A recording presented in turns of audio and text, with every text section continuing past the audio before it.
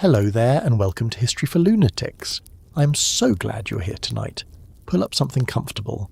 Maybe a blanket, maybe a warm drink, maybe just the quietest corner of the room you can find. Because tonight we're going back to a time when one of the most ordinary things in American life suddenly became uncertain.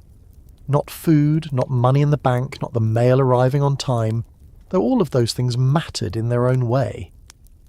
We're going back to the moment when Americans began looking at the little needle on the dashboard and feeling something they had almost never felt before.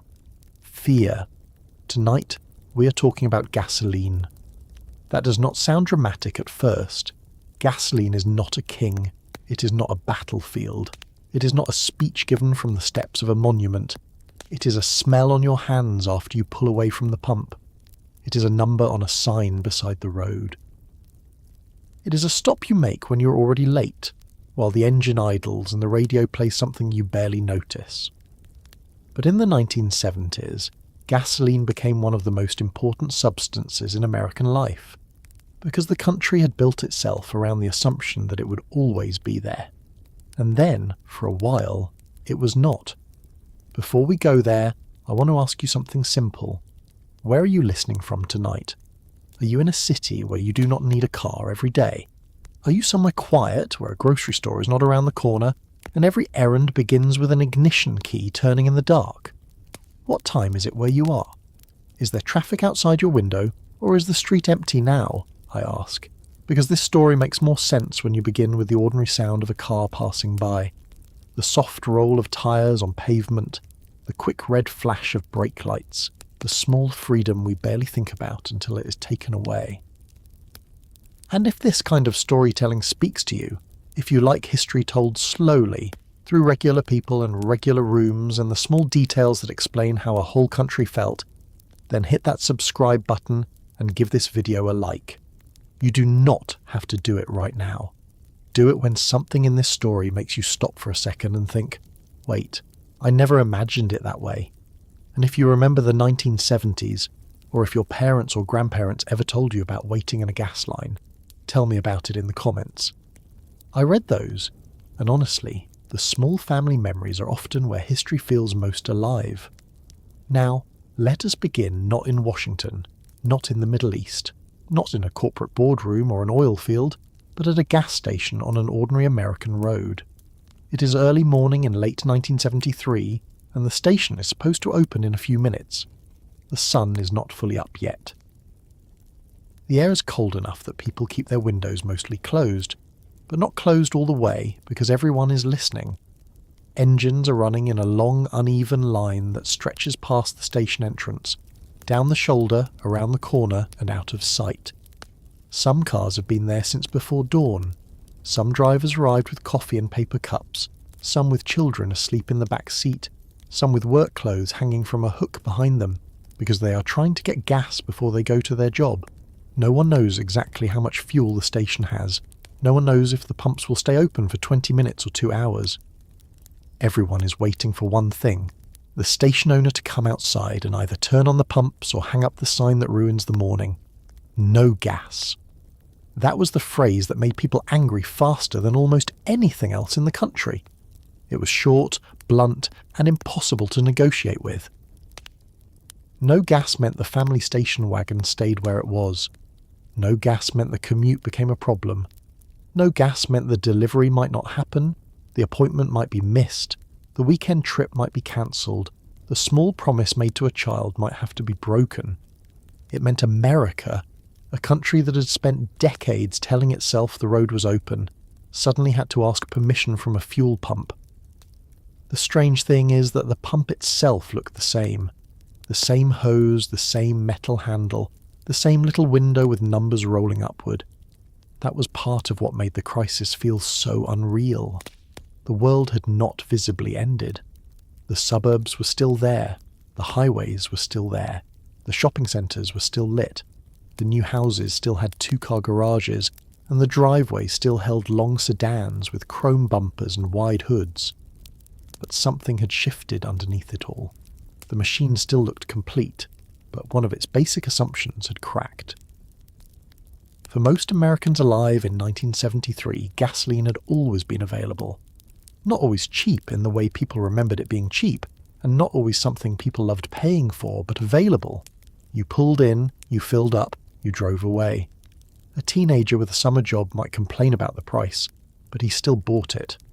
A father heading to work might grumble while the attendant wiped the windshield, but he still filled the tank. A family planning a vacation did not first ask whether there would be gasoline along the way. They asked whether the motel had a pool, whether the kids would fight in the back seat, whether the car could make it through the mountains without overheating. The gasoline itself was assumed. That assumption was not an accident. It had been built into the country piece by piece after World War II. New highways cut across the map. Suburbs spread outward from cities. Drive-in restaurants, drive-in theatres, motels, shopping plazas, office parks and split-level homes all grew from the same basic idea. You could live one place, work somewhere else, shop somewhere else, take the kids somewhere else, and move between those places by car. The car was not just transportation. It was privacy, status, youth, courtship, escape, work, family, and proof that you were part of the modern American promise. By the early 1970s, many Americans did not simply own cars, they lived inside a system that required them. So when the gas lines came, people were not just irritated, they were trapped in a new way. A city dweller with buses and trains might be inconvenienced. A suburban family with one car or two cars and a house miles from everything had a deeper problem. A salesman who drove for a living had a deeper problem. A nurse working a night shift had a deeper problem. A farmer, a delivery driver, a taxi driver, a small business owner, a parent trying to get children to school and groceries home from the store, all of them discovered very quickly that a gasoline shortage was not just about gasoline. It was about time. It was about dependence. It was about the uncomfortable discovery that your everyday life might be less solid than you thought. Picture a man in a brown overcoat sitting in his car at 6:15 in the morning, rubbing his hands together because the heater wastes fuel, and he has decided not to use it. His car is not a small car by our standards. It is a heavy American sedan, the kind that looks like it was built with confidence and steel, and no particular concern for miles per gallon. Ahead of him are 30 cars. Behind him are more than he wants to count. He keeps glancing at the clock. He has to be at work by 8 o'clock. He has never thought of gasoline as something that could make him late. Traffic could make him late. Weather could make him late. A dead battery could make him late. But not the simple act of buying gas. A woman 3 cars behind him has her children in the back seat. One of them has a lunchbox. Another is still half asleep, cheek pressed against the cold window. She's trying to decide whether to stay in line or give up and drive them to school with what is left in the tank. The problem is that giving up also burns gas. Leaving the line is not free. Every decision now has a cost measured in fuel. Turn around and you use fuel. Keep the engine on and you use fuel. Shut the engine off and maybe the battery complains in the cold. Wait too long and the pumps might run dry before you reach them. There is no good choice, only a series of small calculations that did not exist a few months earlier. At the station itself, the owner is not having a better morning. He has probably already answered the phone too many times. Do you have gas? How much? When will the truck come? Can you save some for me? He knows people are angry, and he also knows he cannot pump what he does not have. Small station owners were caught between customers who blamed them and suppliers who could not promise deliveries with the old certainty. Some stations sold out quickly. Some limited the number of gallons each customer could buy. Some closed early. Some opened only for regular customers. Some watched arguments begin over places in line, over whether someone had cut in, over whether a person filling cans in the trunk was being careful or selfish. This is where the crisis became visible, and visibility matters. An oil embargo is a political act. A production cut is an economic act. A price control is a policy decision. Those things can sound distant, the kind of thing discussed by men in suits under fluorescent lights. But a gas line is something everyone can understand. It has a shape. It has a sound. It has tempers, exhaust fumes, cold fingers, and people leaning out of car windows asking the same question again and again. How much longer? The answer, for the country, was not simple. In October 1973, war broke out in the Middle East when Egypt and Syria attacked Israel on Yom Kippur, the holiest day in the Jewish calendar. The United States supported Israel, and that support carried consequences. Arab oil-producing nations used oil as political pressure. The Organization of Arab Petroleum Exporting Countries announced an embargo against the United States and other nations seen as supporting Israel. They also cut production. Almost overnight, something Americans had treated as a dependable background substance became tied to diplomacy, war and power far beyond American roads. But to the person in line at the pump, the global explanation did not make the waiting easier. It may have made it more frightening. It meant the problem was not simply a broken pipeline or a local shortage or a refinery fire that would be fixed next week. It meant the fuel in the family car depended on decisions made thousands of miles away, in capitals most Americans had never visited, by leaders whose names many were only beginning to learn. It meant the American way of life, which had advertised itself as independent, mobile and self-directed, was connected to a world it could not control. That realization landed hard. The United States had known oil abundance for so long that dependence crept in quietly. For decades, American oil fields had supplied much of what the country needed. Texas, Oklahoma, Louisiana, California, and other producing states were part of the national story of energy confidence. Oil derricks and refineries were not just industrial objects. They were symbols of American power. But by the early 1970s, the situation had changed. Demand had grown. Domestic production could not simply rise forever. Imports mattered more. The country was using enormous amounts of petroleum, and it was using them in ways that were not easy to stop. You could see that dependence in the morning commute. You could see it in the long-haul truck moving food across states. You could see it in the school bus, the police cruiser, the ambulance, the family camper, the snowplow, the taxi, the delivery van, the station wagon parked outside the supermarket, the teenage boy cruising slowly on Friday night because driving itself had become a form of entertainment. Gasoline was not hidden. It was everywhere, but because it was everywhere, it had become almost invisible. The crisis made it visible again. There is a particular kind of shock that happens when something ordinary becomes precious. People behave differently around it. They count it. They protect it. They talk about it constantly. They judge one another by how they use it. In 1973 and 1974, Americans began doing things that would have seemed strange in the confident years before. They combined errands. They cancelled drives. They asked neighbours whether a station had fuel before wasting a trip. They watched the gas gauge with new attention. They slowed down, sometimes because of new rules, sometimes because speed burned more fuel and everyone suddenly knew it. A full tank began to feel like security. A half tank began to feel like a warning. An empty tank felt irresponsible, even dangerous.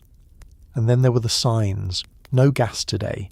Limit 10 gallons, regular only, out of unleaded, closed. These were not dramatic signs. They were not printed with national importance in mind. Many were hand-lettered, taped to windows, hung from pumps, or placed near the entrance where drivers would see them before committing to the line. But for Americans living through the crisis, those signs became part of the landscape.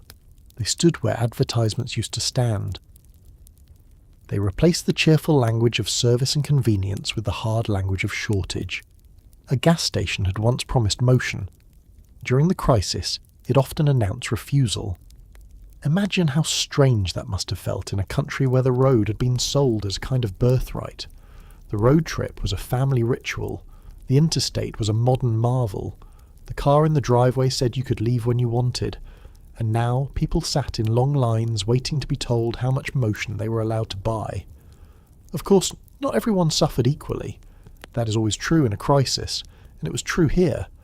A wealthy family could absorb higher prices more easily than a working family already watching every bill. A person with flexible hours could wait in line more easily than someone who had to punch a clock. Someone living near public transit had options that a rural resident did not. A person with a fuel-efficient compact car was in a different position from someone driving a large sedan or a pickup that drank gasoline quickly. Some people could treat the shortage as an annoyance. Others treated it as a threat to their job, their household, or their ability to care for someone. This is one of the things that makes the oil crisis so useful for understanding the 1970s. It revealed how the country worked by interrupting how the country moved. A society can hide its dependencies when everything is functioning. It is only when something stops that people notice how many parts of life were attached to it. Gasoline connected foreign policy to school mornings. It connected war in the Middle East to a mother waiting in a station wagon. It connected decisions in Washington to the thermostat in a living room, the speedometer on a highway, the price of groceries, the mood at a dinner table, and the quiet anxiety of a father wondering whether he could get to work all week. The fear was not only that gasoline would be expensive. Americans had lived with rising prices before, though the inflation of the 1970s was becoming its own heavy burden. The deeper fear was that the country had lost control of something basic. It is one thing to complain about the cost of a gallon. It is another thing to wait in line for hours and still not know whether you will be allowed to buy one. President Richard Nixon spoke to the country about energy. Officials talked about conservation, supply, allocation, and sacrifice. There were calls to lower thermostats, reduce driving, and accept limits for the national good. The language of sacrifice had been familiar during World War II, but this was different. The enemy was not as clear. The front line was not overseas. It was at the pump, in the cold living room, on the highway where drivers were told to slow down. People who had grown up in the post-war boom, surrounded by expansion and convenience, were now being asked to think in terms of shortage. That word mattered. Shortage. It had an old sound to it, almost Depression era, almost wartime. It did not fit the shiny surfaces of modern America. It did not fit the advertisements showing happy families, open roads, and big engines. It did not fit the confidence of a country that had put men on the moon only a few years earlier. How could the same nation that reached the moon be unable to guarantee gasoline at the corner station? That question was not always spoken directly, but it sat beneath the frustration. The answer was uncomfortable. Modern life had become powerful, but it had also become vulnerable. The more complex the system, the more ordinary people depended on parts of it they could not see. Gasoline arrived at the pump through a chain of drilling, shipping, refining, regulation, pricing, politics, and distribution. Most people did not need to understand that chain when it worked. They only needed to pay and drive. But when the chain strained, the pump became the place where the whole hidden system finally showed itself. That is why the gas station became one of the defining images of the decade. Not because it was grand, but because it was ordinary. A palace can fall and feel distant. A battlefield can shift and remain abstract to people far away. But a gas station sits in the neighbourhood. It's passed on the way to school, church, work, the grocery store, the bowling alley, the airport, the hospital. When that ordinary place changes, everyone notices. By winter, the crisis had entered American homes in ways that went beyond driving. Heating oil mattered, electricity mattered. Businesses worried about energy costs. Families talked about bills. The news carried stories about shortages, conservation, and international negotiations. The crisis had started with oil, but it spread into mood. People became suspicious, impatient, watchful. Some believed the shortage was real. Others believed oil companies were manipulating supply. Some blamed foreign governments. Some blamed Washington. Some blamed wasteful neighbours driving too much or keeping their homes too warm. In a shortage, blame becomes another kind of fuel, and through it all, the cars waited. Long lines of them became a daily lesson in humility for a nation that did not enjoy humility. Big Buicks, Chevrolets, Fords, Plymouths, Cadillacs, Volkswagens, pickups, vans with shag carpet and painted sides, all of them reduced to the same condition, waiting for gasoline. The car had promised personal freedom, but the line turned it into a small metal waiting room. People smoked cigarettes with the window cracked. They listened to AM radio. They read newspapers folded over the steering wheel. They watched the station entrance. They made brief friendships with strangers in nearby cars, then became angry when someone tried to cheat the line. The pump was close enough to see, but not close enough to trust. There is something almost painful about that image, because it shows America being forced to sit still, not by choice, not for rest, not for reflection, but because the fuel that made motion possible had become uncertain, and sitting still gave people time to notice how much of their lives had been organised around movement.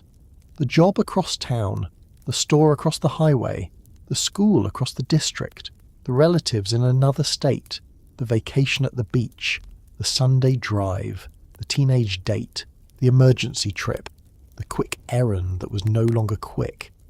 This is where our story really begins, in that pause between wanting to move and being unable to. The 1970s oil crisis was not simply a story about barrels of crude or diplomatic pressure or price per gallon. It was a story about a country discovering the cost of the life it had built. It was about the moment Americans realised that the open road had a supply line, and that supply line could be squeezed. So stay with me tonight as we move deeper into that world. Because before we can understand the embargo, the long lines, the odd-even rules, the national speed limit, the cold rooms, the speeches, the anger, and the second shock that came later in the decade, we have to understand the country that existed right before the shortage arrived.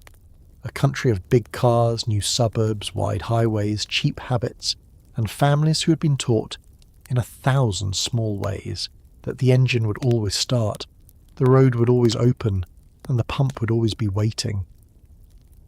Before the lines formed at the gas stations, before people sat in cold cars before sunrise waiting for a pump to open, before the handmade signs appeared in station windows saying no gas today, America had already made a decision about itself. It had decided slowly and confidently that life should be arranged around the car, not officially in a single vote, not all at once, not with one person standing behind a podium and announcing that the nation would now build its homes, jobs, schools, stores and weekends around gasoline. It happened in smaller ways, the way the most important changes often happen. A highway opened, a subdivision went up, a shopping centre moved farther from the old downtown, a family bought a second car, a father accepted a job across town because the drive seemed reasonable, a mother began planning errands by parking lot instead of sidewalk. A teenager turned 16 and understood that a driver's license was not just a card. It was a kind of entrance into American adulthood. So when the oil crisis arrived, it did not hit a country that merely used cars. It hit a country that had been shaped by them. Let us go back to an ordinary morning in the late 1960s or very early 1970s, before most Americans had any reason to imagine that gasoline might become a problem. The house is probably not in the centre of the city. It is out beyond it, in a suburb that might have been farmland only 20 years earlier. The street is quiet, curved and residential. The houses sit behind lawns that need mowing every Saturday. The driveways are short but important, because the driveway is where the family car sits, and in many homes, by this point, there may be two cars, one for the father to take to work, one for the mother to use during the day, though people did not always describe it that way. They might call it the family car, the second car, the station wagon, the runabout, something practical and plain. But everyone in the house understands what it means. Without that second car, the day gets smaller. Picture the kitchen just after breakfast. The children are finishing cereal. The radio is on somewhere giving weather, traffic, and a song that has already been played too many times that week. The father is reaching for his keys. His job is not within walking distance. It may not even be near a bus line. The office park where he works was built with parking spaces in mind, not pedestrians. It sits near a highway exit. with wide roads leading in and a sign out front low to the ground so drivers can see it as they turn. The mother may have a list on the counter: grocery store, bank, dry cleaner, school, dentist, maybe a department store if there is time. These places are not all on the same street. They are scattered across a landscape that assumes she can drive from one to the next. That assumption is the key to understanding the whole story. In older towns, daily life had once been organised around distance a person could walk, or around streetcars, trains and neighbourhood stores. You lived near some of the things you needed because you had to. The butcher, the grocer, the church, the school, the hardware store, the movie theatre, the doctor, the pharmacy. All of these could exist within the same town centre, or along a line of public transportation. But after World War II, American growth moved outward with enormous speed. New housing developments appeared at the edges of cities. Returning veterans wanted homes. Young families wanted space. Federal policies, mortgage programs, road construction, and private builders helped create an expanding world of single-family houses, lawns, garages, and roads. The suburb was sold as safety, success, and fresh air. It was sold as a better place to raise children. And for millions of families it truly did feel like a dream come true, but it was a dream with an engine in it. The house in the suburb often came with quiet, but quiet meant distance. It came with a yard, but a yard meant the grocery store was not downstairs or around the corner. It came with privacy, but privacy meant separation from the old shared spaces of town life. The more spread out everything became, the more the car stopped being a luxury and became household equipment. A refrigerator kept food cold. A washing machine cleaned clothes. A car connected the family to the rest of the world. In many places it was as necessary as the front door. Now, I want you to think about the ordinary confidence of this arrangement. A person in 1970 might wake up with a list of things to do and never once ask whether the car could be used for all of them. Of course it could. That was what cars were for. The question was not whether there would be gasoline. The question was whether there would be traffic, whether the kids would make everyone late, whether the engine would turn over on a cold morning, whether there was enough time to stop for milk. Gasoline was part of the background. It was like tap water or electric light. You noticed it mainly when the price changed, and even then, for many families the complaint was brief and familiar. People grumbled, filled the tank and kept driving. The cars themselves tell you a great deal about the mood of the country before the crisis.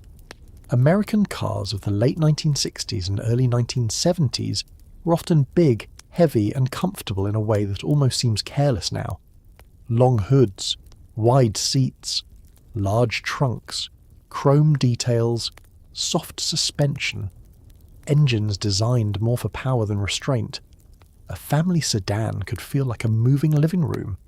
A station wagon could carry groceries, children, luggage, a dog, beach chairs, sports equipment, and still have room for someone to complain in the back. These cars were not designed for a world where every gallon mattered. They were designed for a country that believed fuel was plentiful enough to make size feel reasonable. There is something almost innocent about that confidence, though innocent may not be quite the right word. It was not that people were foolish. They were living inside the system they had inherited and helped build. Gasoline had been available for as long as most of them could remember. The oil industry was powerful. Domestic oil production had long been a source of national pride. Roads were improving, highways were spreading. Advertisements told people that freedom had 4 wheels and a full tank. Car companies did not need to convince Americans that driving mattered. They only needed to convince them which car best expressed who they already believed themselves to be. For a young man, the car could be a statement. A muscle car parked outside a diner did not just mean transportation. It meant sound, speed, youth, and attention. For a family, the car meant competence. The father driving to work, the mother taking children to school, everyone loading into the wagon for a trip to visit relatives. All of it was part of the structure of respectable post-war life. For teenagers, the car was privacy in a world where privacy was difficult to find. A drive-in movie, a parking spot above town, a slow loop down the main road with the radio on. These things were not minor details. They were part of how a generation experienced freedom. And because driving felt like freedom, limits on driving felt personal. That is why the country was so vulnerable before the embargo ever began. It was not only physically dependent on oil, it was emotionally dependent on the habits oil allowed. The Sunday drive was a perfect example. Families would get into the car with no urgent destination and simply go somewhere. Maybe they drove through the countryside, maybe they visited a lake. Maybe they stopped for ice cream. Maybe they looked at houses they could not afford or towns they might never live in. The drive itself was the activity. Think about that for a moment. A family burning gasoline not because they needed to reach a place, but because movement itself felt pleasant, modern, and deserved. There were also vacations that depended completely on the car. By the late 1960s, the family road trip had become a national ritual. Motels lined highways. Roadside restaurants promised clean restrooms and hot coffee. Gas stations offered maps, air for tyres, oil checks, and sometimes small gifts to keep customers loyal. Children fought in the back seat. Parents argued about directions. The glove compartment held maps folded badly after the first use. A cooler might sit on the floor. The trunk might be packed so tightly that opening it felt dangerous. But the road trip was still an act of faith. You believed that wherever you went, there would be gasoline somewhere ahead. That belief shaped the landscape. The interstate highway system, authorized in the 1950s and built across the following decades, changed how Americans understood distance. Cities that had once felt far apart became connected by wide, fast roads. Trucks carried goods across long routes. Families travelled farther with less planning. Businesses located themselves near exits. Motels, fast food restaurants, gas stations and shopping centres gathered around the highway like campfires around a trail. America did not just build roads for cars, it built new kinds of places that only made sense because cars existed. Step into one of those places, the suburban shopping mall. It is not on a traditional main street. It sits on a large piece of land surrounded by parking. The building turns inward, with stores facing climate-controlled corridors rather than sidewalks. To get there, most customers drive. To leave, they drive again. The parking lot is not an afterthought. It is part of the design. In winter, people hurry from car to entrance under grey skies. In summer, the asphalt shimmers with heat. Inside, everything feels easy. Department stores, shoe stores, record shops, places to eat, benches, fountains, bright lights. But outside, the whole thing rests on gasoline. The mall assumes that people can come from miles around, and that the cost of getting there is not worth thinking about. The same was true of the supermarket. The older neighbourhood grocer could be visited on foot with a small bag carried home. The suburban supermarket encouraged a different pattern. Bigger store, bigger cart, more packaged food, more frozen food, more parking, more distance between shopping trips because the car could carry a week's worth of groceries. A mother could load bags into the trunk and drive home. That convenience was real. It saved time in one sense. It gave families access to variety. But it also tied the simple act of buying food to the availability of fuel. It is easy to miss how many ordinary changes worked this way. Schools grew larger and farther from some homes, making buses and carpools necessary. Churches drew members from wider areas. Hospitals and medical offices centralised. Recreation moved outward too. Bowling alleys, little league fields, swimming pools, amusement parks, beaches, campgrounds. A child's life might include constant motion. School in the morning, practice in the afternoon, a friend's house across a busy road, a weekend trip to grandparents. Every piece depended on someone driving. Now imagine being told years later to conserve, to drive less, to plan better, to stop wasting gasoline. On paper, That sounds sensible. In practice, many Americans were being told to use less of the thing their communities had been designed around. It was not like asking someone to skip a luxury. It was like asking them to make a house function with fewer doors. This is why the years before the crisis matter so much. America did not enter the 1970s as a modest, fuel-cautious country suddenly punished by events abroad. It entered the decade with habits of abundance, and habits are harder to change than opinions. A person can agree that conservation is important and still need to drive 20 miles to work. A family can understand that fuel is limited and still need groceries, school transportation, and medical appointments. A teenager can hear the president ask for restraint and still feel that a Friday night without driving is barely a Friday night at all. There was another part of this story, one that sat beneath the shiny advertisements and the wide highways. Public transportation had weakened in many places. Streetcar systems that once served American cities had disappeared or been reduced. Rail travel was no longer the everyday choice it had been for many earlier generations. Buses remained important, especially for people without cars, but suburban development often made frequent convenient transit difficult. The built environment had changed in a way that favoured the private automobile, and once that happened, not owning a car could isolate a person. For working-class families, the car was both freedom and burden. Buying it cost money, repairing it cost money, insuring it cost money, feeding it gasoline cost money, but going without it could cost even more if jobs were far away. This is one of the quiet traps of car dependence. The machine gives mobility, but it also creates obligation. You may own the car, but the car also owns a piece of your paycheck, your schedule, and your peace of mind. Before the oil crisis, that bargain was often accepted as normal. After the crisis began, people could feel the weight of it more clearly. A mechanic in 1972 could see the truth of American life from underneath a raised hood. Cars came in with worn belts, leaking hoses, bad starters, failing brakes, carburetor trouble, and owners who needed the repair done quickly because the car was not optional. A family with one car could be thrown into chaos by a breakdown. A family with two cars might suddenly remember how dependent it had become on both. The repair shop was part of the same car-built world as the gas station. So was the tyre store, the drive-through bank, the motel, the highway diner, the used car lot with strings of little flags snapping in the wind. And then there was advertising, always advertising, teaching people not merely to use cars but to desire them.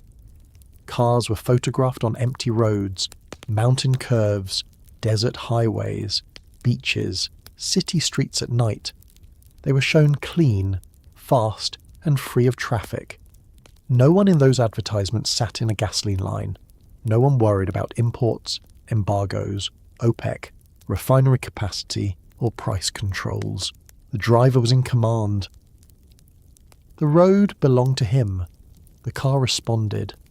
That was the fantasy, and it was powerful because it contained enough truth to feel earned. Americans really had experienced more mobility than their grandparents. They really could live farther from work. They really could visit places that once would have required a train ticket or a serious journey. The car changed life. That part was true. But every fantasy has a bill. By the early 1970s, the bill was beginning to come due, even before the embargo made it obvious. Air pollution had become difficult to ignore in many cities. Smog hung over Los Angeles and other urban areas as a visible reminder that exhaust did not simply disappear. Environmental concerns were growing. The first Earth Day was held in 1970. The Environmental Protection Agency was created that same year. Automobiles were part of a larger conversation about pollution, regulation, and modern costs. At the same time, American oil consumption remained enormous. The country wanted cleaner air, strong engines, cheap fuel, big cars, open roads, and unlimited convenience all at once. That combination was difficult to sustain. Still, daily life continued. The father drove to work, the mother drove to the supermarket, the teenager borrowed the car when allowed. The family watched television commercials for new models. The driveway filled, emptied, and filled again. The garage smelled faintly of oil, rubber, lawn equipment, and cardboard boxes. A gas can might sit in the corner for the mower. Road maps collected in the glove box. The odometer rolled forward. The fuel gauge dropped and rose, with no great drama. I want to bring you inside one of those cars for a moment, because the interior matters. The bench seat is wide. The dashboard is simple compared to what we know now.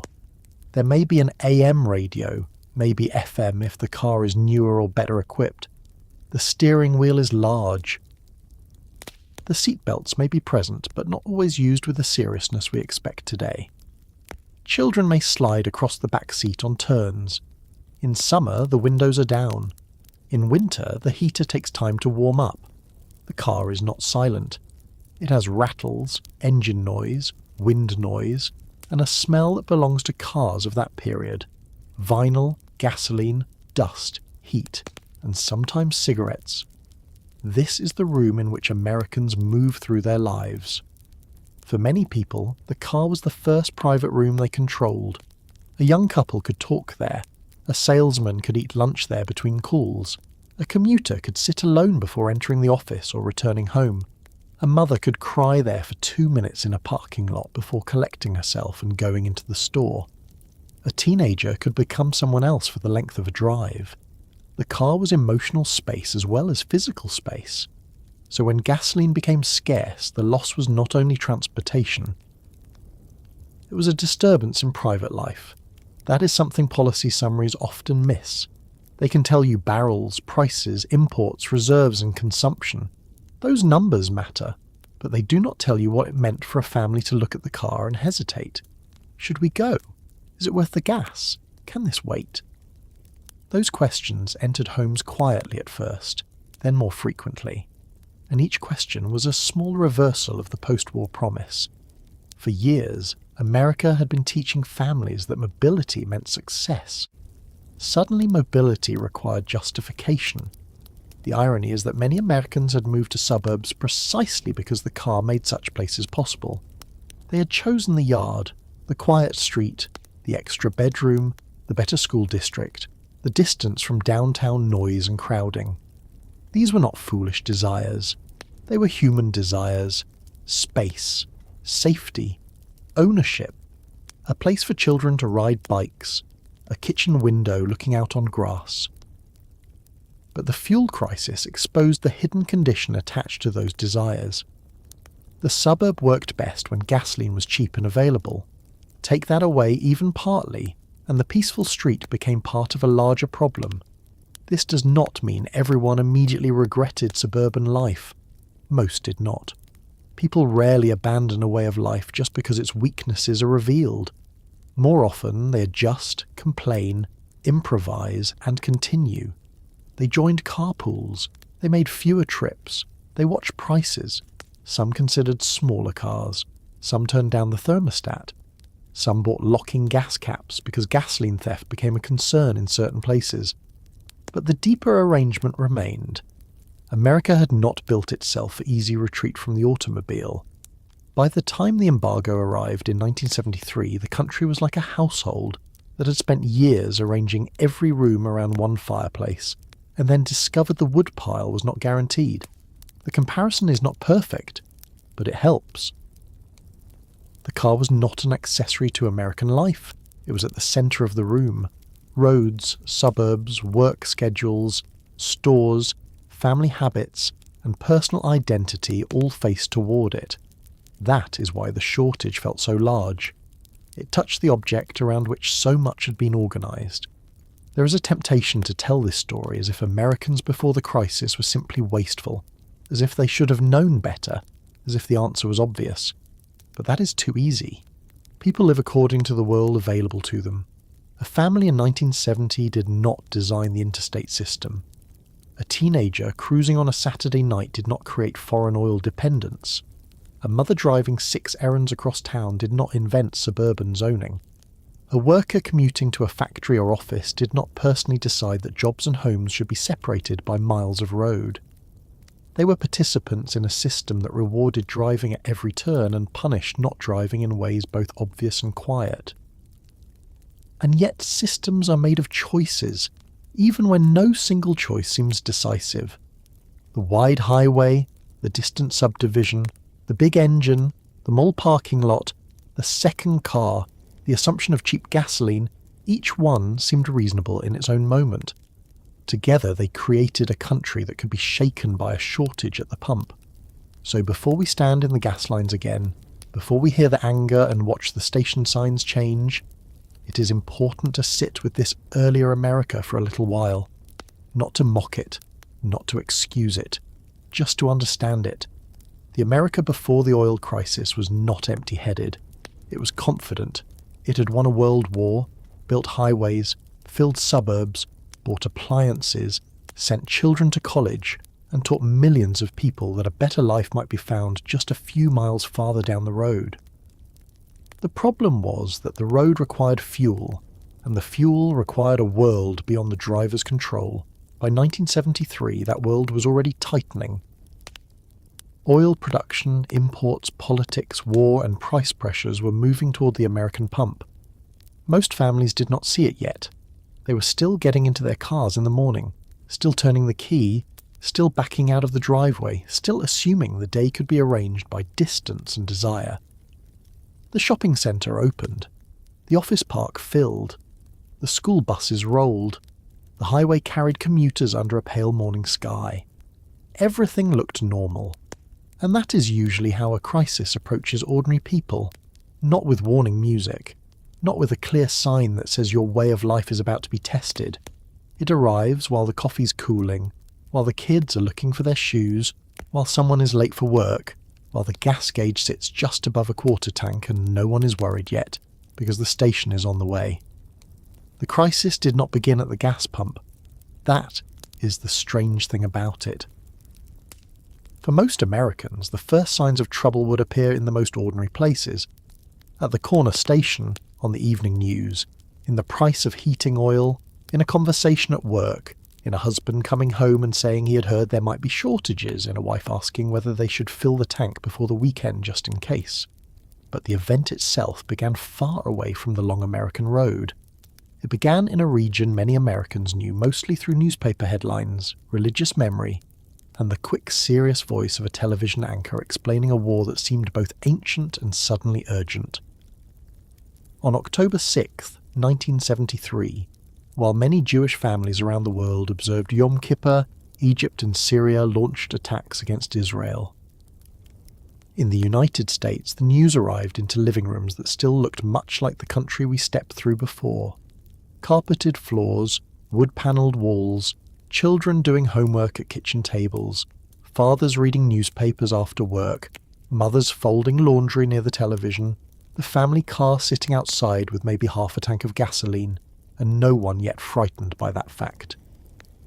A war had started in the Middle East. That sounded serious, certainly. It sounded important. But for an American family in Ohio, New Jersey, California, or Kansas, it may still have felt like one more distant conflict in a decade that had already carried too much war on the evening news. The Vietnam War had only recently begun to fade from the centre of American life. For years, families had watched jungle footage, helicopters, body counts, protests, funerals, arguments, and presidents trying to explain what victory meant. By 1973, many Americans were tired of war, tired of being asked to understand maps, alliances, promises, and consequences. So when another war appeared on the screen, this one in the Middle East, some people listened carefully, and some listened with the weary attention of people who had learned that faraway conflicts could still come home, though they did not yet know exactly how this one would arrive. At first, it arrived as diplomacy and military aid. The United States supported Israel. The Soviet Union backed Arab allies. The Cold War sat behind the conflict like a second shadow, because in 1973 few major world events were ever only themselves. Each one seemed to pull Washington and Moscow toward it. Each one seemed to carry the possibility that a regional war might grow into something larger. President Richard Nixon's administration faced the crisis while already under pressure at home. Watergate was unfolding, trust in government was weakening, inflation was rising. The country was not calm. It was already tense, already suspicious, already tired in a way that made every new emergency feel heavier than it might have felt 10 years earlier. But this time the pressure did not come only through soldiers, speeches, or diplomatic cables. It came through oil. Oil had always been political, but many Americans had not needed to think of it that way. To them, oil became gasoline, heating fuel, plastics, electricity, asphalt, and the hidden work of daily life. It was not usually imagined as a weapon. A weapon was a tank, a rifle, a missile, a bomb. A weapon made noise. A weapon destroyed something you could see. Oil seemed different. Oil moved in tankers and pipelines. Oil disappeared into engines and furnaces. It was industrial, not dramatic. But in October 1973, Arab oil-producing nations showed the world that oil could be used not only as a commodity, but as leverage. That word is important. Leverage. It means pressure applied at the right point. It means you do not need to break the whole machine if you know where the machine is vulnerable. The United States had built highways, suburbs, industries, military systems, and household habits around petroleum. By the early 1970s, it was importing more oil than before.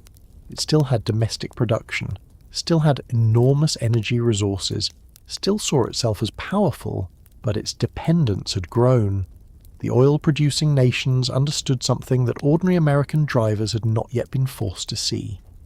The American way of life did not float above the world. It was connected to it by fuel. In mid-October, Arab oil ministers met and made decisions that would be felt far beyond the conference rooms where the words were spoken. Production would be cut. Oil would be used to pressure nations seen as supporting Israel. After the United States moved to provide emergency aid to Israel, the embargo against the United States followed. The details mattered in Washington, in oil companies, in foreign ministries, in markets, and in newspapers. But for the ordinary person, the meaning would eventually become much simpler. Less oil was coming. Prices were rising. Gasoline could no longer be taken for granted. There is something almost unnerving about how quietly a historic change can begin. No American family heard a loud sound when the decision was made. No pump shook. No car engine failed all at once. No light in the kitchen flickered at the exact moment oil became a political weapon. People still woke up the next morning, made coffee, drove to work, packed lunches, bought groceries, and listened to the news. The shift was enormous, but it entered daily life gradually, through uncertainty. Uncertainty may have been the most important feeling at first. Not immediate panic everywhere, not one sudden national halt, but uncertainty. Would prices keep rising? Would there be enough fuel for winter? Would gas stations run out? Was this temporary? Was Washington telling the full truth? Were the oil companies? Were foreign governments trying to humiliate America? Would the shortage be over in a few weeks? Or was this the beginning of a new world? Those questions settled into households like cold air under a door. Picture a family watching the evening news in October 1973. The room is not silent exactly. Someone is washing dishes in the kitchen. A child is moving around with a schoolbook. Maybe the father is still in his work shirt. The television screen shows maps of the Middle East, footage of tanks in desert terrain, men speaking at microphones, oil ministers, presidents, soldiers, diplomats. The words are serious but hard to hold all at once. Yom Kippur War, ceasefire, Soviet Union, Israel, Egypt, Syria, Arab oil producers, embargo, production cuts, emergency aid, energy crisis, energy crisis. That phrase was beginning to enter American life, and at first it must have sounded almost technical. Energy was a word used by experts. Crisis was a word used by anchors. Put them together, and you had something official enough to be alarming but broad enough to be confusing. People knew what a storm looked like. They knew what a strike looked like. They knew what a recession felt like. But an energy crisis was harder to picture until it became a line of cars outside a gas station. Before that happened, it was a story told through numbers. The price of crude oil, the percentage of supply cut, the number of barrels imported, the gallons consumed. Numbers can reveal a crisis, but they can also hide it from people who do not live inside charts. A barrel of oil is not a natural unit of worry for a mother planning school drop-offs. A production cut is not something a man can see while driving to work. A global price shift is not yet personal until it reaches the pump, the utility bill, the grocery bill, or the job site. In October 1973, the numbers were moving first. The feelings came close behind. To understand why the oil weapon worked so powerfully, you have to understand that it struck at American confidence, not just American supply. Confidence. The United States was still a superpower. Its military reach was vast. Its corporations were influential. Its culture travelled everywhere through movies, music, television, food, and advertising. Yet here was a group of oil-producing countries showing that power had changed shape. A nation could be rich, armed, technologically advanced, and still vulnerable if its daily life required a resource controlled partly by others. That was a hard lesson. It was especially hard because oil did not feel foreign when it came out of a neighbourhood pump. The gasoline in a car did not carry a label in the driver's imagination saying diplomacy, shipping routes, refinery capacity, Arab nationalism, American foreign policy, and Cold War strategy.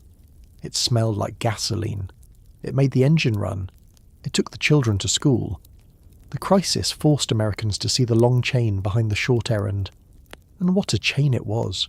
Oil had to be pumped from the ground, moved through ports and tankers, refined into usable products, transported again, priced, allocated, sold, and finally pumped into cars by people who might never know where it began. A driver holding the metal pump handle at a service station was touching the last link in a global system. Most of the time, that system was invisible. In October 1973, it became visible because parts of it were being deliberately tightened. The word weapon can make oil sound like a single button someone pressed. That is too simple. It was not that oil-producing nations could stop American life instantly. They could not. The United States had domestic production. It had reserves in various forms. It had companies, refineries, and distribution systems. But the power of the oil weapon was not that it froze everything in one moment.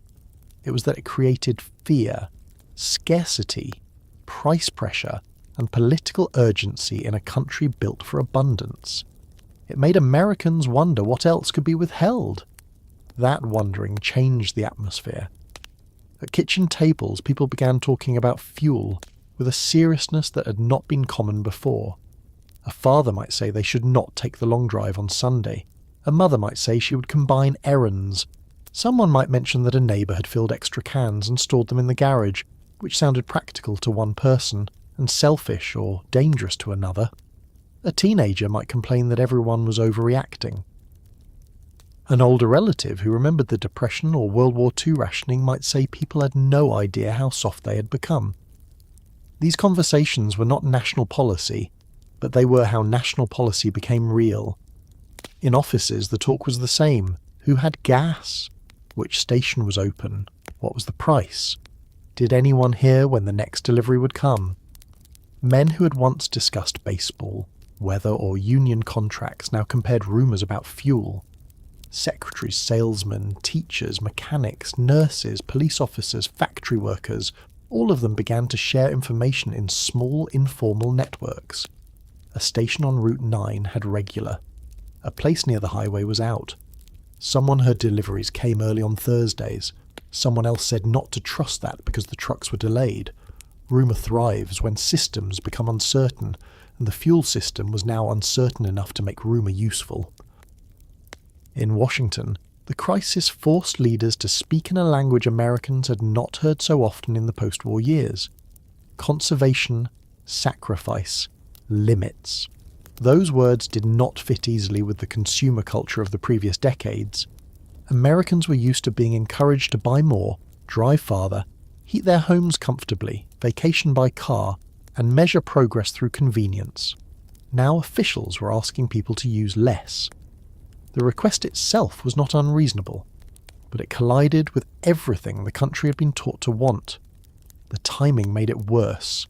Inflation was already making people feel that their money did not stretch the way it should. Food prices had been rising. Wages did not always keep up. Trust in government was damaged. The idea that people should now accept higher energy costs and possible shortages for reasons tied to foreign policy was a difficult sell. Many Americans supported Israel. Many worried about Soviet influence in the Middle East. Many understood that the world was complicated, but understanding did not make waiting in line easier. It did not make a heating bill smaller. It did not make a long commute shorter. This is where political history and household history meet. A president can make a decision about aid. Oil ministers can make a decision about production. Diplomats can negotiate. But the consequences have to live somewhere. They live in the family car. They live in the gas station owner's ledger. They live in the trucker's route. They live in the school district's bus schedule. They live in the cold hallway of a house where the thermostat has been turned down. The oil weapon worked because it travelled downward into ordinary life. There is a tendency to imagine foreign policy as something that happens above people, like weather over a landscape.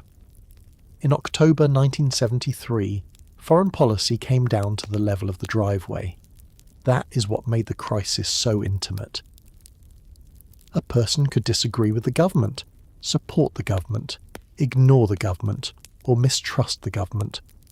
But none of those attitudes changed the fact that gasoline was becoming harder to obtain and more expensive to buy. The car did not care what you believed. It needed fuel. News photographs from the period began to show the new reality in a way words could not. Lines of cars, closed stations, drivers standing beside pumps, attendants dealing with crowds, signs limiting purchases. It was not an image of American collapse exactly. The country was still functioning.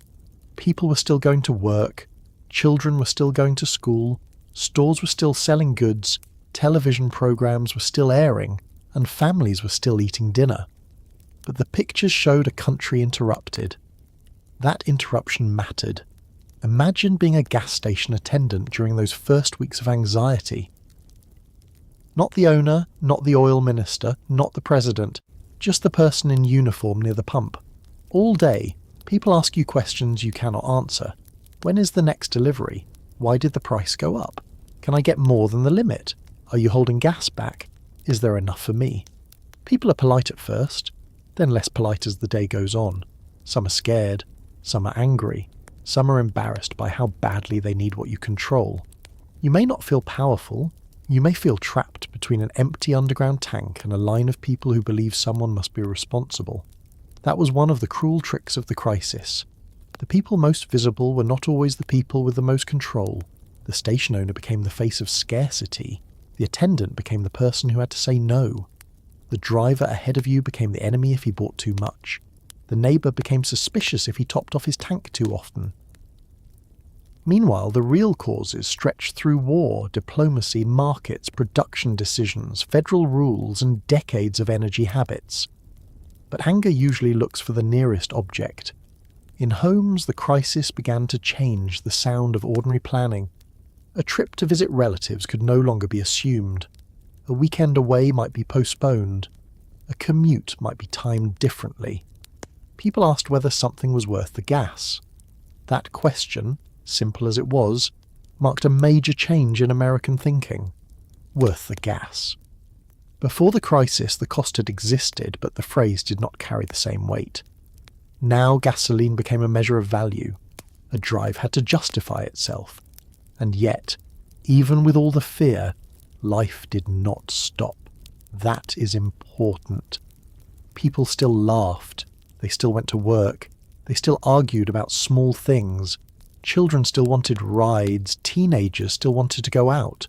Couples still went to restaurants when they could. Churches still held services. Stores still opened. Babies were born. Bills came due. Pets needed feeding. History does not happen in a separate room from daily life. The oil crisis entered a country that still had laundry to fold and dishes to wash.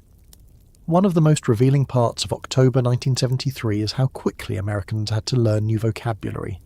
OPEC, OAPEC, embargo, allocation, conservation, supply shock. These words moved from specialist circles into ordinary conversation. People who had never cared about oil production now knew that oil-producing states had influence. People who had not followed Middle Eastern politics now understood that events there could change the cost of driving to work. A family did not need to become expert in global energy to feel the lesson. The lesson was printed on the gas pump. The federal government tried to respond. Officials had to think about emergency measures, fuel allocation, price controls, and ways to reduce consumption. But policy takes time, and public patience was short. Also, the government itself was not trusted as it once had been. The Nixon administration was under the shadow of Watergate. When leaders asked citizens to conserve, many citizens wondered whether they were being told the truth. In an earlier era, perhaps a national appeal to shared sacrifice might have landed differently. In 1973, it landed in a country where many people had grown sceptical of official explanations. That skepticism fed another belief, that the shortage might be artificial. Some Americans suspected oil companies of holding back supply to raise prices. Others believed foreign producers were punishing the United States. Others blamed environmental rules, federal price controls, or wasteful consumers. In a sense, all of these explanations gave people something emotionally useful. They turned a confusing global crisis into a story with villains. It is very hard to be angry at a system. It is easier to be angry at a company, a country, a politician, a neighbour, or the man at the pump who just filled both his tank and 2 cans in the trunk. But even if people disagreed about blame, they agreed about one thing. Something had changed. The old promise of automatic abundance was gone. Maybe not forever, though some feared it might be. But it was gone for that season.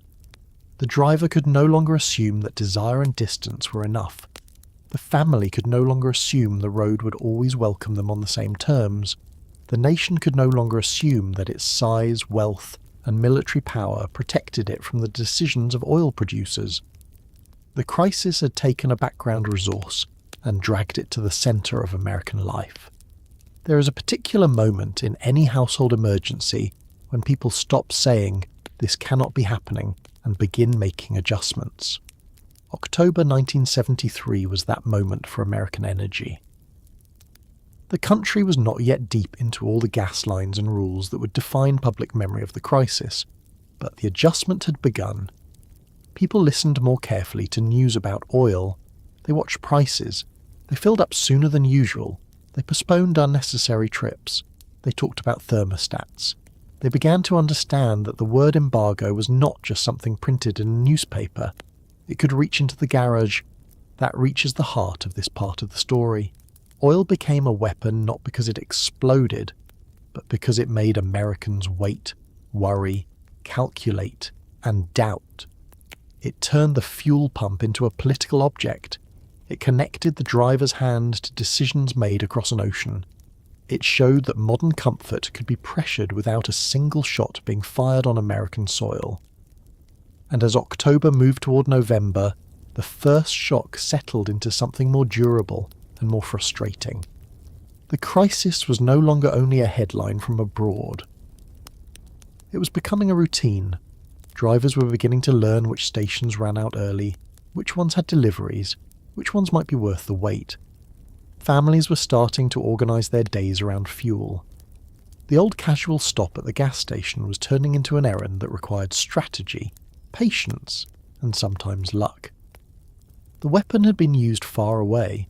but its sharpest edge was now appearing in the line of cars stretching down the road. By the time the crisis reached the gas station line, the story had already travelled a long way. It had passed through war rooms, oil ministries, shipping routes, federal offices, refinery schedules, and price controls. It had passed through words like embargo and allocation and conservation, words that sounded important but still somewhat distant until a driver turned into a station one morning and saw the line already stretching past the curb. That was when the crisis stopped being a headline. That was when it became a place you had to sit. There are few things more ordinary than waiting in a car. Americans were used to traffic. They were used to red lights. They were used to construction delays, school buses stopping ahead, a drawbridge raised at the wrong moment, a train crossing with no end in sight. But a gas line was different because it contained a particular kind of uncertainty. In traffic, you were delayed, but you were moving toward somewhere. In a gas line, you might wait and still get nothing. The station might run out before you reach the pump. The owner might close. The police might tell people to move along. A truck might not arrive. A rumour might have sent everyone there for no reason. The line was not simply long. It was unreliable. Imagine pulling up before sunrise because someone told you the station on the corner would get a delivery overnight. The road is still dim. The dashboard lights glow faintly. The heater is off because you do not want to waste fuel while you wait. A few people keep their engines running, and you judge them for it even while you understand why they do. It is cold. The windshield fogs. Somewhere ahead, a man steps out of his car to count how many vehicles are in front of him. Behind you, another car arrives. Then another. Then two more, and within minutes you are no longer a person waiting alone. You are part of a line, and the line has its own mood. At first, people are quiet. They sit with coffee cups, newspapers, cigarettes, radios turned low. Some are wearing work clothes. Some are in bathrobes under winter coats because they left the house quickly. Some have children asleep in the back seat because there was no one to leave them with. A few drivers brought gas cans, which immediately makes everyone else uneasy. A can in the trunk means that person is not just buying for the car in line. They are buying for later, for a lawnmower, for another car, for a neighbour, or maybe simply for fear. Fear changes how people behave around supplies. It makes ordinary preparation look selfish and selfishness look like survival. Then the station lights come on. That small act, the flicker of lights over the pumps, can move through a line like news of a verdict. People sit up. Doors open. Someone waves from farther ahead. The station owner appears, and for a moment he becomes one of the most important people in the neighbourhood. Not because he is powerful in any grand sense. He may be exhausted, worried about his own business, and just as angry at the suppliers as the drivers are at him. But he is standing between the public and the underground tanks. He knows how much fuel he has, or thinks he does. He knows whether he will limit each sale to 5 gallons or 10. He knows whether he will take regular customers first, whether he will accept cash only, whether he will stay open until the tank is dry or stop before the crowd becomes too difficult. Every driver wants information from him. Almost none of the information is satisfying. How much gas do you have? How long will it last? Can I fill up? When is the next truck coming? Why did you let that guy go ahead? Are you out already? Do you have unleaded? Can I just get enough to make it to work? The station owner may answer patiently for the first hour. By the third hour, his voice changes. This happened all over the country in different forms. People who had once treated the gas station as a quick stop now treated it like a contested gate. Attendants had to manage lines, enforce limits, calm tempers, handle cash, watch for people trying to cut in, and explain again and again that there was no secret supply hidden somewhere behind the building. The pump was either on or it was not. The tank had fuel or it did not. Nothing about that felt fair to the people waiting, because waiting makes people believe fairness is the least the world owes them. The line itself became a kind of temporary community, but not always a pleasant one. Drivers compared notes. A station across town had run out in 20 minutes. A place near the highway was charging more. Someone said a tanker had been seen on the main road. Someone else said that was yesterday. People talked through half-open windows. They made jokes at first because jokes help when everyone is irritated and nobody wants to admit they're scared. They joked about bringing sleeping bags next time. They joked that the car should have come with a cot. They joked that gasoline had become harder to get than a doctor's appointment. But as the line barely moved, humour thinned. Arguments started over small movements. A car edged forward too far. A driver left a gap and someone from a side street tried to slip in. A person ahead bought more than others thought was decent. Someone filled a can after filling the tank and people shouted. There were cases where police were called to control traffic around stations because lines blocked roads and intersections. Horns sounded. Drivers stepped out of cars, pointed fingers, demanded order. The gas station, once a place of convenience, became a place where the pressure of a national crisis was acted out one car length at a time, and the whole thing smelled like exhaust. That detail matters. A long gas line was not just a visual image, it had a physical atmosphere. Exhaust hung in the air, especially when drivers kept engines running in cold weather or hot weather. The smell of gasoline mixed with cigarette smoke, damp coats, and the stale warmth of cars where people had been sitting too long. If children were there, they grew restless. If a baby was in the back seat, the crying could become unbearable, not because anyone blamed the baby, but because everyone was already stretched tight. A driver might turn the engine off, then on again, then off again, calculating fuel against comfort. Even waiting to buy gasoline required gasoline. That was one of the small absurdities people noticed immediately. The country was asking people to conserve fuel, yet fuel was being burned by idling cars in fuel lines. Some drivers pushed their cars forward by hand when the line moved slowly. Others shut off engines and restarted every few minutes. A few learned to coast forward on slight slopes. These were tiny acts, almost ridiculous, but they made sense in the moment. A gallon had become valuable enough to change bodily behaviour. People who had never thought twice about warming up the car now sat shivering because heat came from the engine, and the engine drank from the tank. The empty pump was worse than the long line. A line at least held the possibility of fuel. An empty pump offered nothing. When a station was out, it could look almost abandoned even if it sat at a busy intersection. The hoses hung uselessly. The signs were blunt. No gas. Out of gas. Closed. Sometimes the station remained open for repairs, oil changes, tyres or service. But the main reason people came there was gone. Drivers would slow down as they passed, looking for any sign that the pumps might be operating. A closed gas station during the oil crisis had a particular power over the imagination. It said that the system had failed at the exact place ordinary people expected it to work. The signs became a language of their own. Limit 10 gallons. No gas today. Regular only. Customers only. No cans. Sold out. Some stations used flags or signs to signal availability, so drivers could see from a distance whether it was worth pulling in. A station with fuel could attract a crowd quickly. Word spread by telephone, radio, neighbours, co-workers and simple observation. If cars were lined up, there might be gas. If there were no cars, it might mean the station was empty, or it might mean no one knew yet. Drivers became amateur intelligence officers, reading the landscape for clues. People planned their days around those clues. A mother might leave early to search for gas after dropping children at school, then lose half the morning. A father might stop on the way home and arrive hours late. A taxi driver might spend as much energy finding fuel as finding fares. A delivery business might have to decide which routes mattered most. A salesman who drove between towns watched his livelihood become tied to station rumours. A nurse working an early shift had to worry not only about waking up on time, but about whether the tank would get her there and back. The shortage took time from people, and time was one of the hidden costs no price sign could show. Odd-even rules were meant to bring order to this confusion.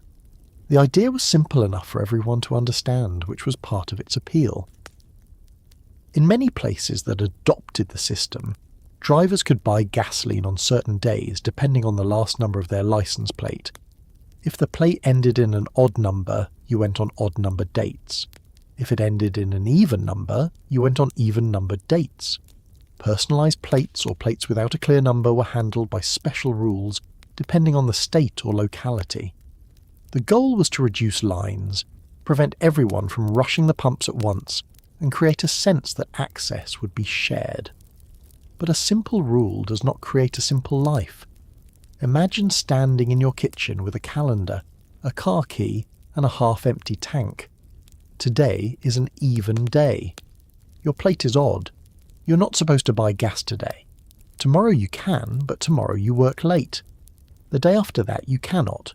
You start calculating. Can the car make it 2 more days? What if there is no gas tomorrow? What if the station runs out before you arrive? What if there is an emergency tonight? Rules that looked clean on paper became complicated when placed inside actual households with jobs, children, illnesses, weather, and uncertainty.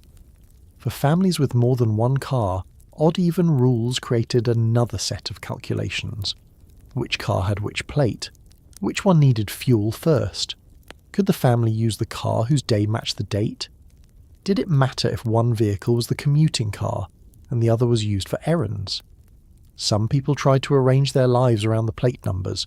Others borrowed cars. Some traded responsibilities with neighbours. A person who had once thought of a license plate as background metal now looked at the last digit as if it were a household schedule.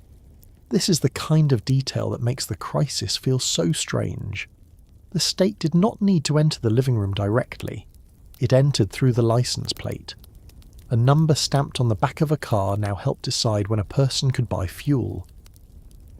It was not wartime rationing in the full World War II sense, with coupon books and a larger national mobilisation, but it had the same flavour of regulated scarcity. It reminded older Americans of earlier limits. It made younger Americans feel that something had gone wrong in a country that had promised them convenience without interruption. Some people obeyed the system because they believed order was necessary. Some obeyed because police might enforce it. Some obeyed because they did not want to face public anger. Others looked for ways around it. That is also part of every rationing system.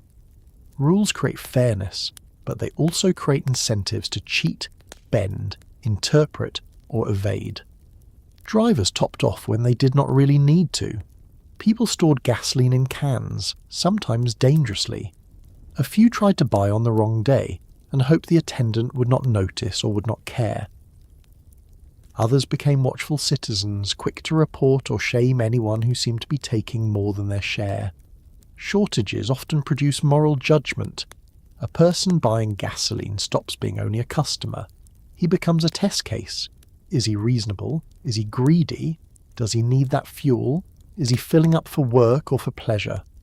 Is she driving because she must or because she did not plan well? People in line began judging one another because there was not enough certainty to go around. When supply is abundant, another person's purchase is rarely your problem. When supply is scarce, another person's full tank can feel like your empty one. There were also moments of kindness. We should not forget that. A driver who reached the pump might tell the person behind him how much was left. Someone might help push a stalled car. Neighbours shared information about deliveries. Families coordinated errands.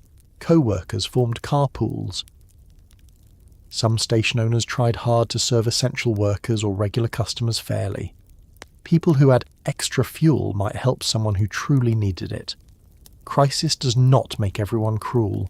It reveals impatience, fear, generosity, suspicion, and practicality all at once.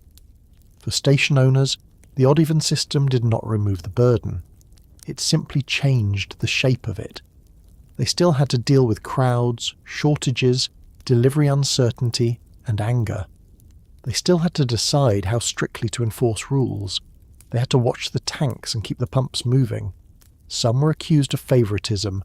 Some were accused of profiteering. Some were probably guilty of taking advantage. Many were simply trying to stay open in a situation they did not create.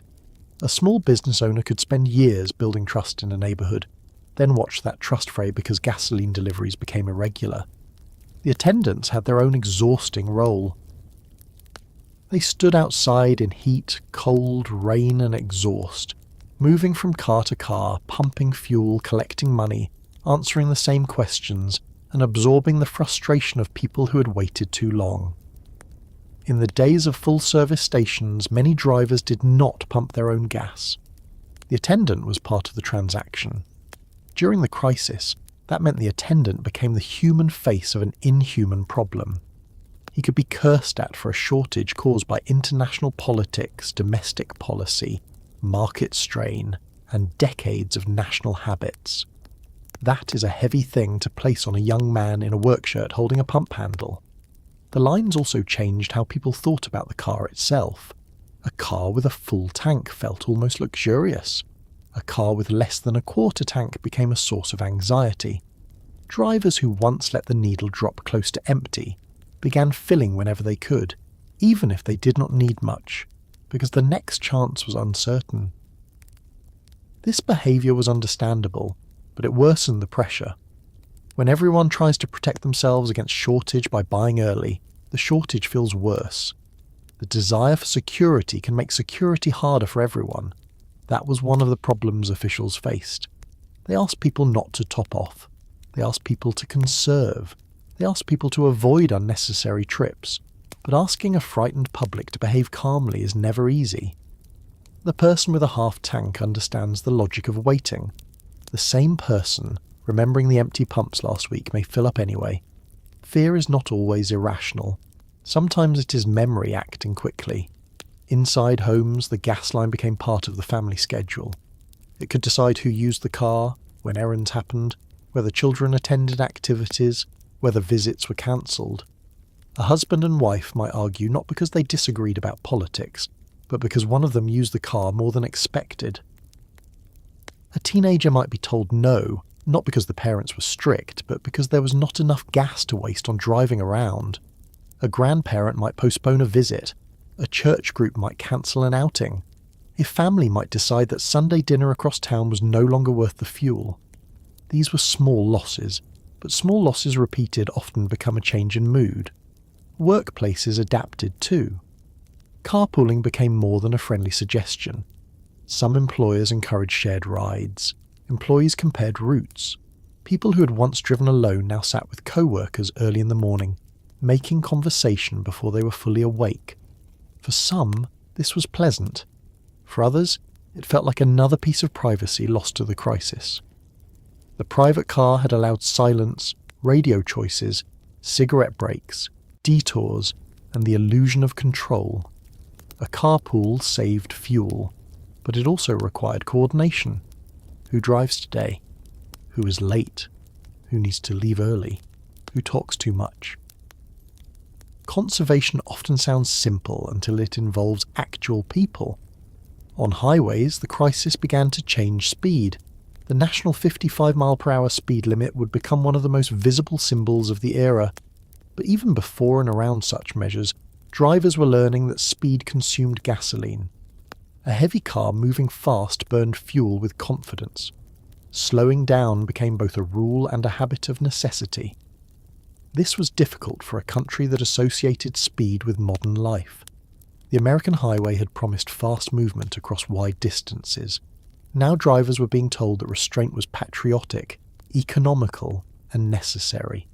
Some accepted it, some hated it, many did both. The emotional tone of the crisis varied by place. In dense cities, lines could tangle traffic quickly and make already crowded streets worse. In suburbs, the shortage attacked the daily routine of distance. In rural areas, where people often had fewer alternatives and longer drives, the anxiety could be sharper. A farmer did not need gasoline only for casual driving. Fuel connected to work, equipment, supplies, and survival. A small town with 1 or 2 stations could feel especially vulnerable when deliveries were delayed.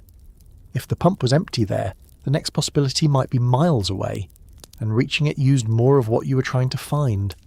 The crisis also had a class dimension that people felt even when they did not describe it in those terms. A person with money could handle higher prices more easily, but money did not always solve an empty pump. Still, wealth helped. It allowed newer cars, perhaps more efficient cars if one chose that route, more flexible schedules, the ability to absorb wasted time, or the option to live closer to work. Working people had fewer cushions. If an hourly worker missed a shift because of fuel problems, that loss mattered. If a small contractor could not get to jobs, that mattered. If a family had to spend more of its budget on gasoline and heating, something else had to give.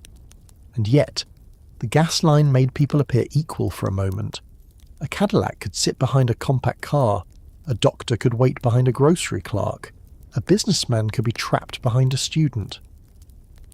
That visible equality was partly misleading, because the consequences outside the line were not equal. But the image mattered. It showed that the crisis had reached broad enough to touch people who were used to avoiding inconvenience. America is not always shocked when poor people wait. It is shocked when everyone waits. There were stories of violence and stories that stopped just short of violence. Most lines did not become dramatic scenes, but tension was common enough to become part of the memory. A nation built on motion does not like being stalled. Drivers honked, shouted, accused, and sometimes threatened. Police directed traffic. Local news covered the lines. Newspapers printed advice. People learned the new etiquette of shortage, though not everyone agreed on it. How much space should you leave? Should you shut off the engine? Is it acceptable to save a place for another car? Should cans be allowed? Is topping off wrong? These were not grand moral questions, but in the line they felt grand enough. The empty pump also created a strange kind of silence. When no fuel was available, the station lost its ordinary rhythm. No bell ringing as cars pulled in, no attendants moving quickly between windshields and pumps, no casual conversation about oil levels or tyre pressure. Just signs, dark pumps, and drivers slowing down to look, then pulling away. In some places, stations reduced hours. In others, they closed on Sundays. A closed gas station on a Sunday road felt especially strange in a culture of weekend driving. The day that had once belonged to family visits, church trips, picnics, or wandering now carried the possibility of staying home because the tank could not be wasted. Staying home was not always terrible. Some people later remembered quieter roads. Families spent more time nearby. Neighbours talked. Children played closer to home. But this was not the calm of choice. It was the calm of constraint. There is a difference between staying home because you want rest and staying home because gasoline is too uncertain. The first feels peaceful. The second feels like being told the walls have moved inward. I want you to picture one evening during this period. A family is at the dinner table. The food is ordinary. Maybe meatloaf, canned vegetables, potatoes, bread, milk for the children, coffee for the adults. The television is off for the moment, but the news has already been heard. The father says he waited 40 minutes and got only 10 gallons. The mother says the station near the supermarket was closed. One child asks whether they can still visit their cousins on Saturday. Another complains that practice might be cancelled. Someone mentions odd-even days. Someone says the neighbour got gas on the wrong day because the attendant knew him. There is irritation in the room, but underneath it is something else. The adults are trying to make a plan in a situation where planning no longer guarantees control. This was the deeper injury of the long lines. They made Americans feel that ordinary competence had been weakened. A responsible adult plans ahead, leaves on time, works hard, pays bills, takes care of the car, and keeps the household moving. The shortage interfered with that sense of competence. You could do everything right and still find the pump empty. You could wake early and still be too late. You could follow the odd-even rule and still reach the station after the tank was dry. That is a frustrating kind of helplessness, and it can make people angrier than the shortage itself. The government could issue rules, stations could set limits, drivers could conserve, but nobody could restore the old feeling quickly. The feeling that gasoline was simply there had been broken. Even when a driver managed to fill the tank, the relief was temporary. A full tank does not last. The needle would fall again. Every mile spent some of that relief. The gas gauge became a small household clock counting down to the next encounter with uncertainty. This is why the images from the crisis lasted. The long lines, the empty pumps, the odd-even days, the handwritten signs, the drivers waiting with tired faces. They showed a country learning something it did not want to learn. Not that America was powerless, because it was not. Not that the modern world was ending, because it was not. But that modern convenience depended on conditions that could change. That the freedom of the road had always rested on fuel, and fuel had become political, expensive, and uncertain. As the lines continued, Americans adjusted in the practical way people do. They learned which stations to try. They learned to keep more fuel in the tank. They learned to ask before driving across town. They learned the numbers on their license plates mattered.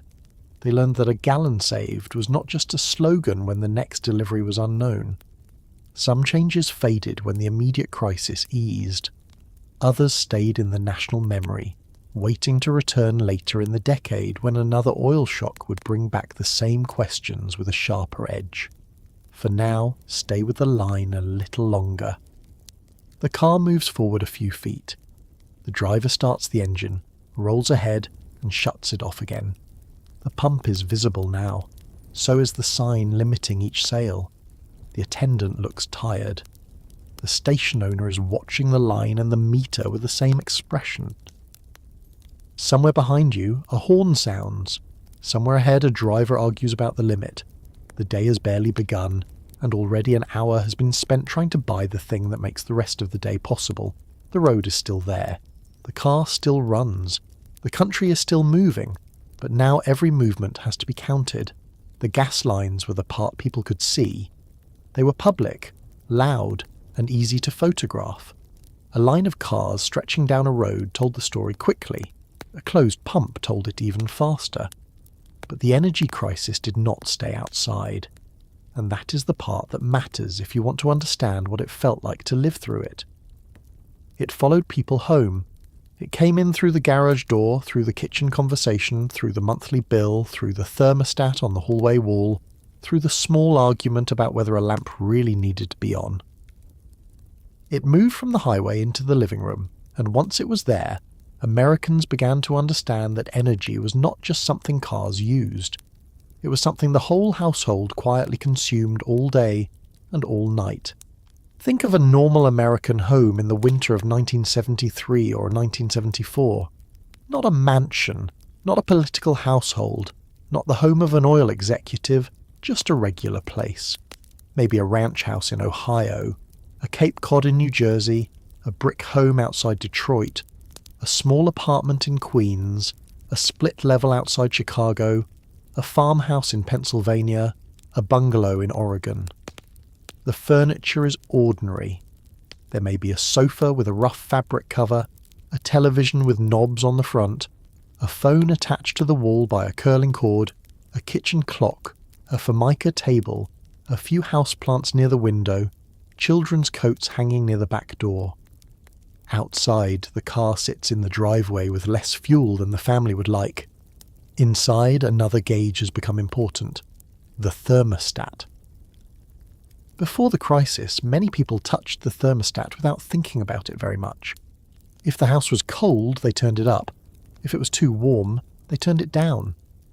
Of course, some families had always been careful because money had always been tight, but for millions of Americans in the post-war decades, household comfort had become part of the promise of modern life. You worked hard, paid the bills, and kept your family warm. You did not sit in the kitchen wearing a coat unless something had gone wrong. Central heating, oil furnaces, gas furnaces, electric heaters, all of them had helped make winter feel less like an enemy and more like a season outside the glass. Then fuel became expensive, uncertain, and political. That is a very strange thing to say about the warmth in a bedroom, but that is what happened. The heat rising through the vents was no longer just heat. It was oil, gas, electricity, bills, supply, inflation, foreign policy, and family discipline. A father might stand in the hallway looking at the thermostat as if it were a financial instrument. A mother might tell the children to put on sweaters instead of asking for more heat. Someone might say, not unkindly, "Close the door, we're not heating the whole neighbourhood." That phrase had existed before, of course. Parents had said versions of it for generations, but during the energy crisis it had sharper teeth. An open door was no longer just careless, it was waste. Waste became one of the great household sins of the 1970s. Not waste in the old Depression-era sense, though some older Americans heard the echo. Not wasting food, not throwing away usable cloth, not leaving good money on the table. This was energy waste. A light left on in an empty room. A television playing when no one watched it. A long hot shower. A car idling in the driveway. A washing machine run for just a few shirts. A dryer used when clothes might have been hung somewhere. A thermostat pushed higher because someone did not want to find a sweater.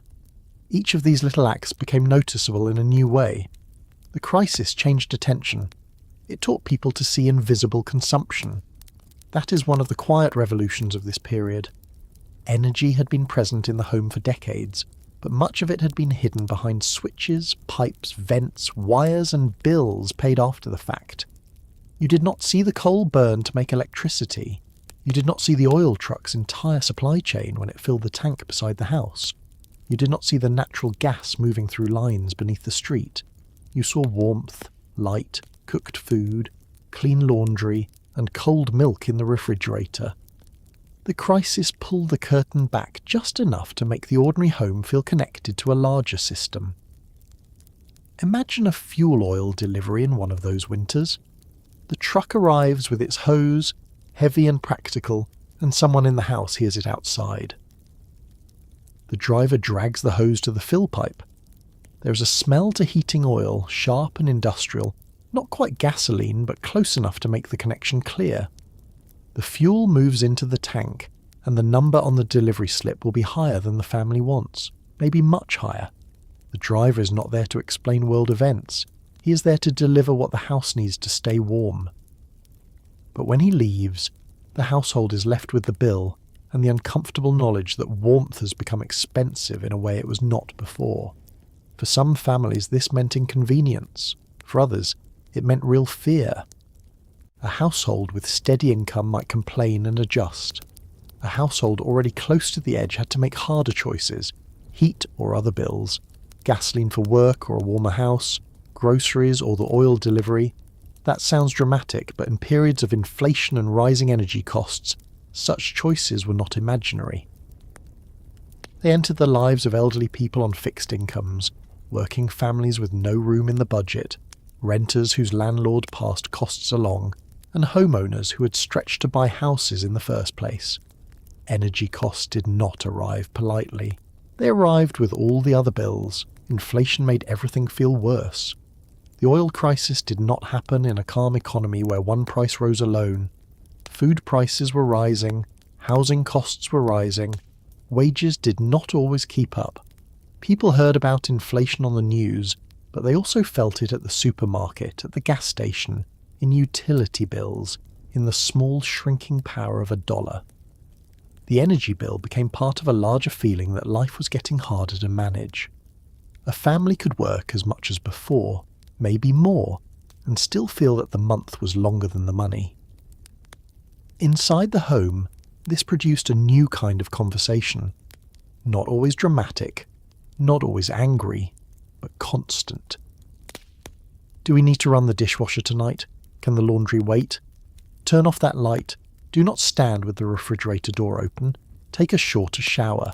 We're keeping the thermostat at this number. No, not higher. Put on socks. Use another blanket. These sentences may sound small, but small sentences repeated every day can define an era inside a family. Children learned the crisis through rules. They may not have understood OPEC or the embargo or the price of crude oil, but they understood being told not to touch the thermostat. They understood that the living room felt colder than last winter. They understood that parents were paying attention to lights. They understood that driving somewhere now required a reason. A child might ask why the house was chilly and receive an answer that mixed economics, patriotism, irritation, and parental exhaustion all together. because energy costs money, because there is a shortage, because we are not made of money, because the president says people need to conserve, because I said so. That last one may have carried the most authority.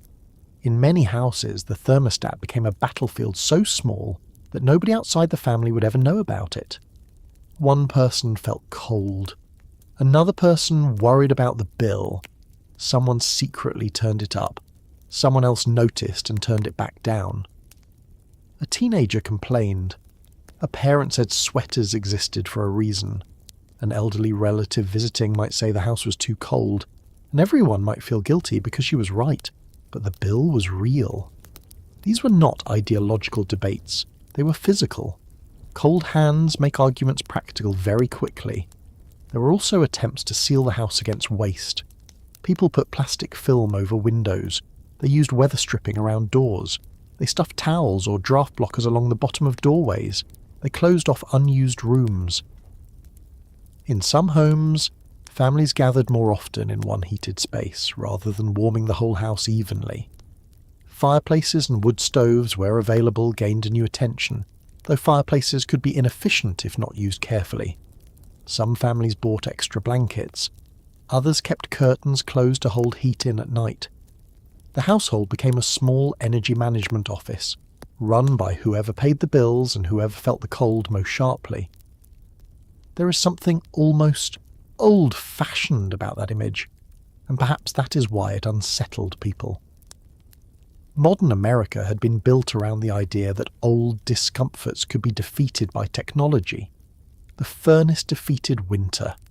The air conditioner defeated summer heat. The refrigerator defeated spoilage. The automobile defeated distance. The washing machine defeated some of the old labour of laundry.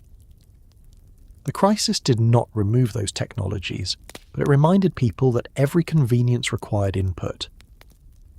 A machine does not grant comfort on its own. It consumes something: money, fuel, electricity, maintenance, and access to a system larger than the home itself. Even light became noticeable, not in the extreme way it had been centuries before, when candles were counted and darkness ruled the evening, but noticeable enough. Parents told children to turn lights off when they left a room. Some families used fewer lamps. Porch lights were questioned. Holiday lights became a subject of public discussion in some places, because decorative brightness could seem wasteful when energy was being treated as a national concern. It is difficult now to imagine how symbolic a glowing string of lights could become, but symbols matter during shortages. A brightly lit house could suggest cheerfulness, but it could also suggest irresponsibility, depending on who was looking. Television brought another contradiction. It was one of the main ways Americans learned about the crisis, yet it also used electricity and helped keep people indoors in rooms that needed heat and light. Families watched the president speak about energy.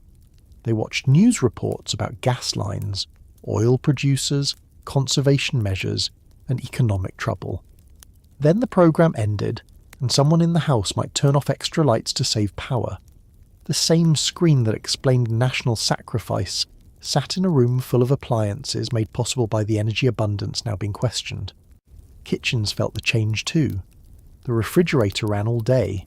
The oven used gas or electricity. The dishwasher, if the household had one, used hot water and power. The coffee maker, toaster, stove, freezer and lights all belonged to a growing world of electric domestic convenience. No one wanted to give these things up. That is important. Conservation did not mean Americans suddenly wanted to return to hand-washing clothes or cooking over wood. Most people wanted modern comfort, just less expensive and less uncertain. The crisis did not make Americans anti-modern.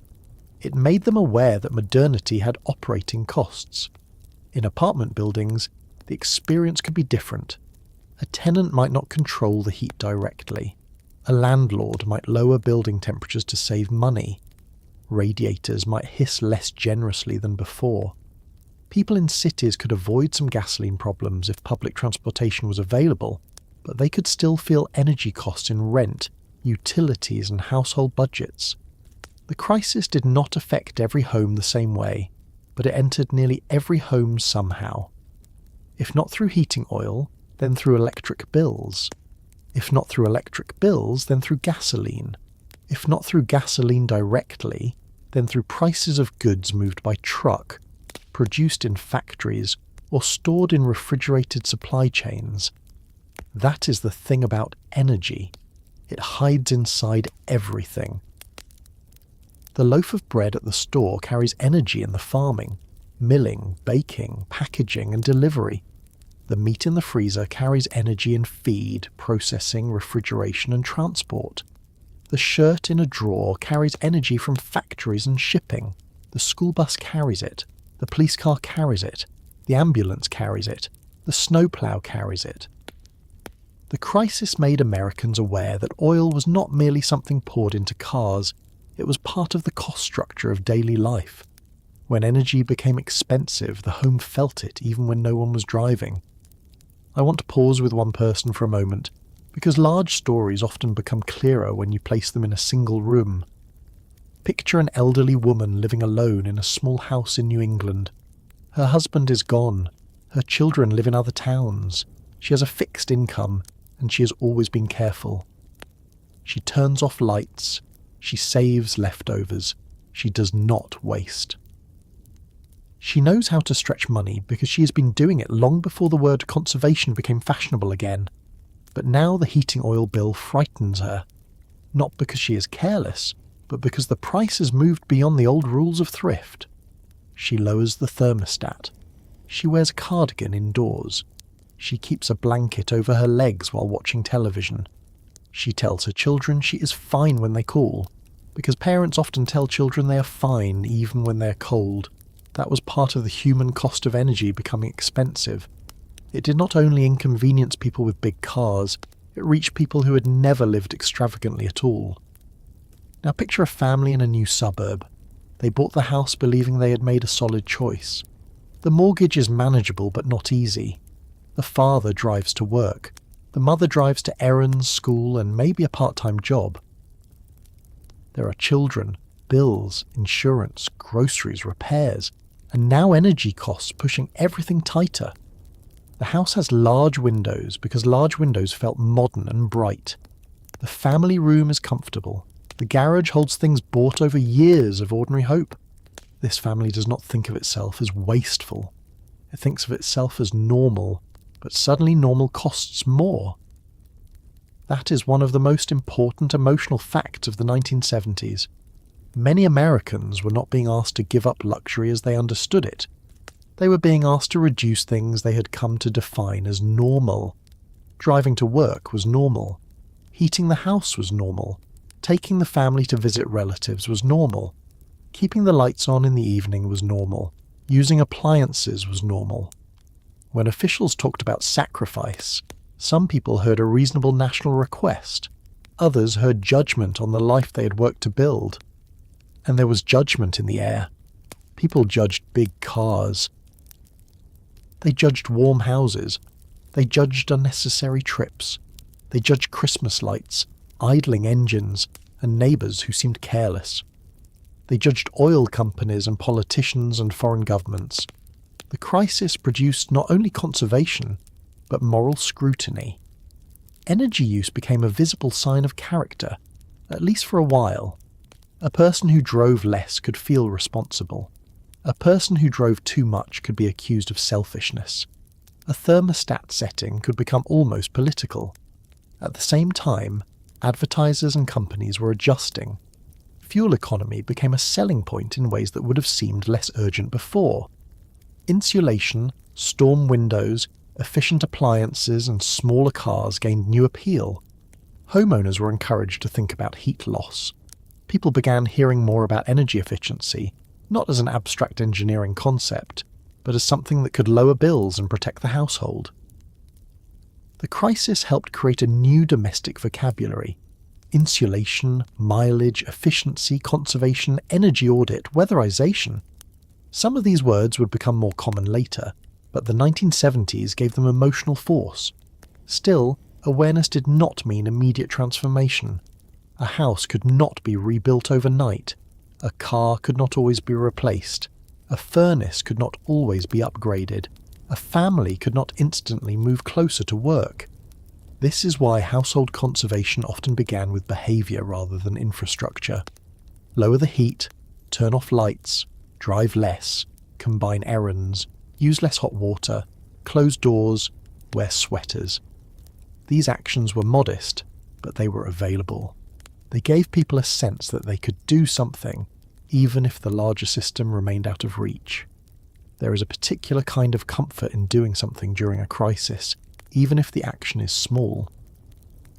A mother placing plastic over a drafty window may not be changing world oil markets, but she is protecting the room where her children sleep. A father calculating the week's driving may not be ending the embargo, but he is trying to keep the household functioning.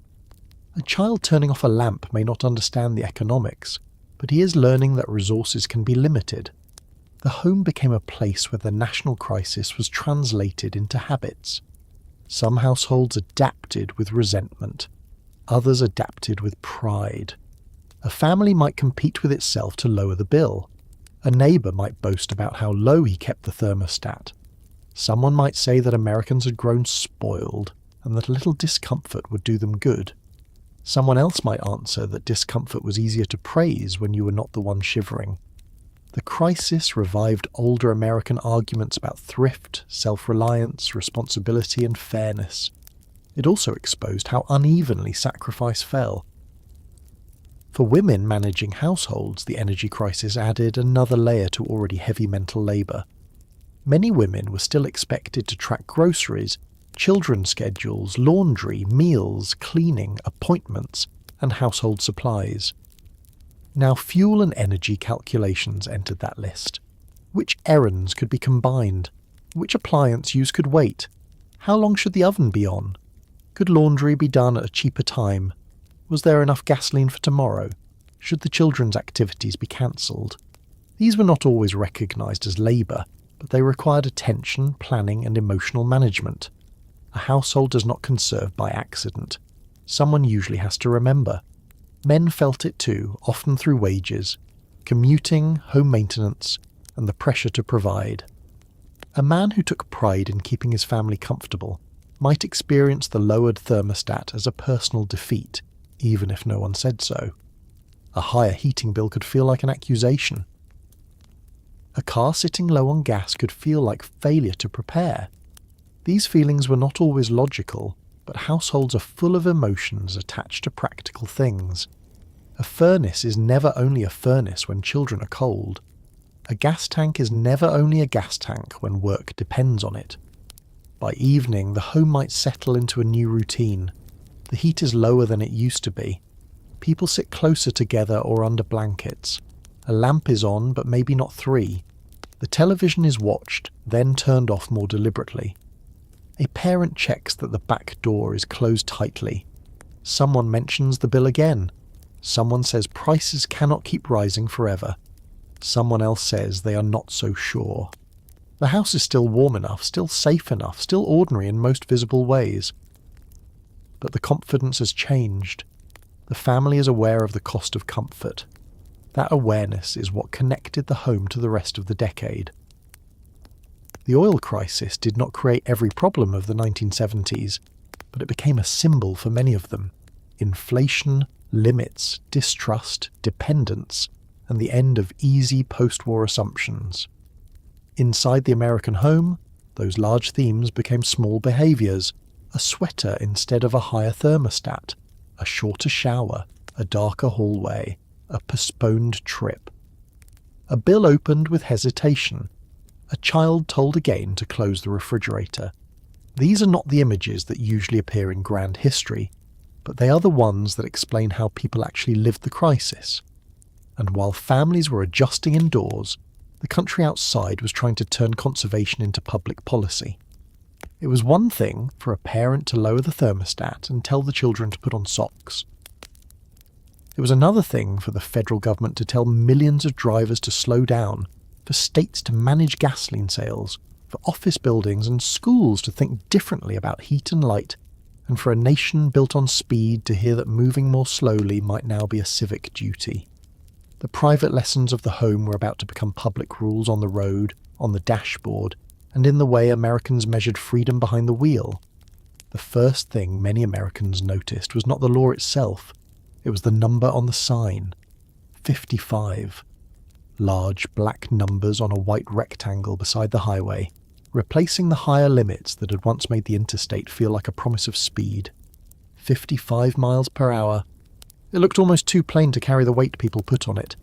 There was no drama in the sign, no explanation, no speech, no image of oil tankers or gas lines or cold houses, just a number.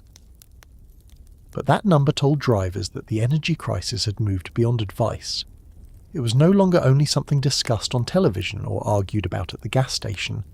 It was now posted on the road, backed by law, and aimed directly at the American habit of going fast. For a country that had spent decades building itself around movement, slowing down was not a small request. It touched something personal. The highway had been sold to Americans as a way to make distance feel manageable. You could live farther away, work farther away, visit relatives 2 states over, take the family to the beach, drive across the country if you had the time, money and stamina. Speed was part of that bargain. A faster road made a larger life feel practical. Now drivers were being told that the country could not afford all that speed. Not because the roads had become unsafe overnight, though safety would become part of the argument too, but because speed burned fuel, and fuel had become a national problem. Imagine a man in early 1974 driving a big sedan on an interstate he knows well. He has driven this road for years. He knows where the pavement changes tone, where the state police sometimes sit, where the truck traffic gets heavy, where the diner sign appears beyond the trees. He's used to travelling faster than 55. Many drivers are. The car itself seems built for more. The engine has the heavy confidence of an earlier America. The hood stretches out in front of him. The seat is wide. The speedometer goes far beyond anything the new sign allows. But now the posted limit tells him to hold back. He eases his foot up.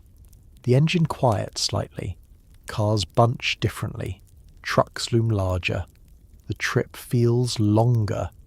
That was one of the first household costs of conservation that did not appear on a bill. Time.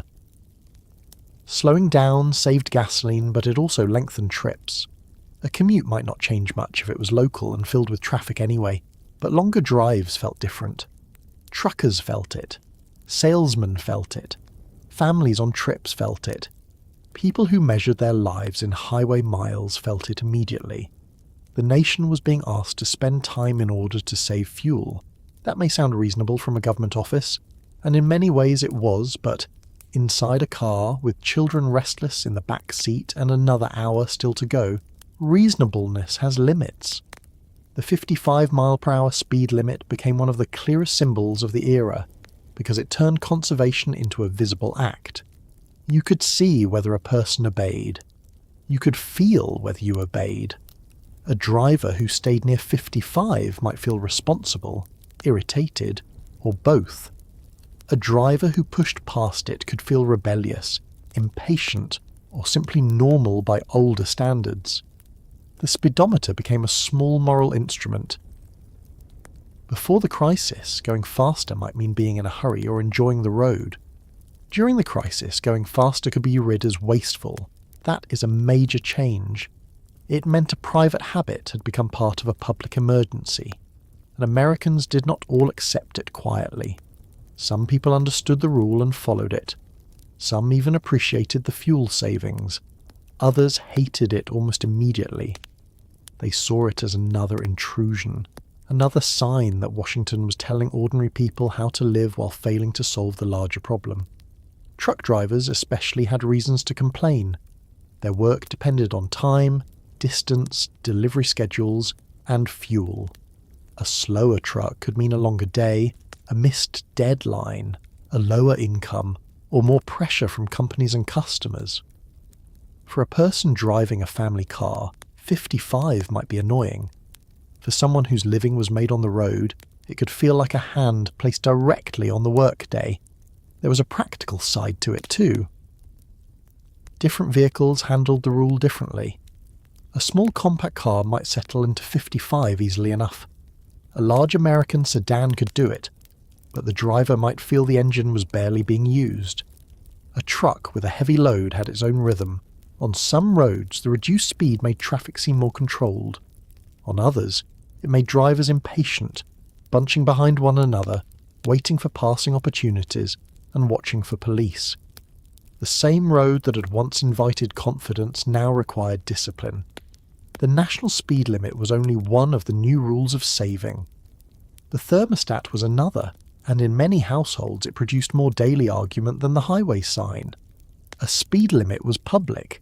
A thermostat was intimate. It sat inside the home, often in a hallway or living room small and plain, with numbers around a dial or a sliding control. Before the crisis, a person might adjust it for comfort. During the crisis, the thermostat became a household border between comfort and responsibility. Every degree meant money. Every degree meant fuel. Every degree could become a disagreement. Government officials encouraged Americans to lower thermostats in winter and use less air conditioning in summer. There were recommended settings, public appeals, and reminders that conserving energy was a national duty. But a recommendation entering a home becomes something more complicated than a recommendation. It becomes a father telling children to wear sweaters. It becomes a mother waking up cold before dawn and deciding whether to turn the heat up before the rest of the family gets out of bed. It becomes an elderly person sitting under a blanket because fixed incomes do not rise as quickly as fuel bills. It becomes a teenager sneaking the thermostat higher and hoping no one notices.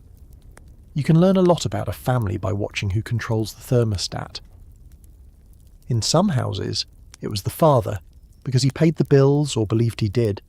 In others, it was the mother, because she managed the daily life of the home and knew who was cold, who was sick, who had laundry drying, and which rooms lost heat fastest. Sometimes the person who cared most about the bill controlled it. Sometimes the person who was coldest tried to control it. The thermostat itself did not care. It simply waited on the wall while people argued about what was reasonable. Picture a winter evening. The television is on, maybe the news, maybe a sitcom afterward because people still needed ordinary entertainment. The living room is not freezing, but it is not as warm as it used to be. Someone has put a towel along the bottom of the door to block a draft. The curtains are closed. A child is lying on the carpet with a blanket pulled over his shoulders. The father says the house is fine. The mother says the baby's room feels cold.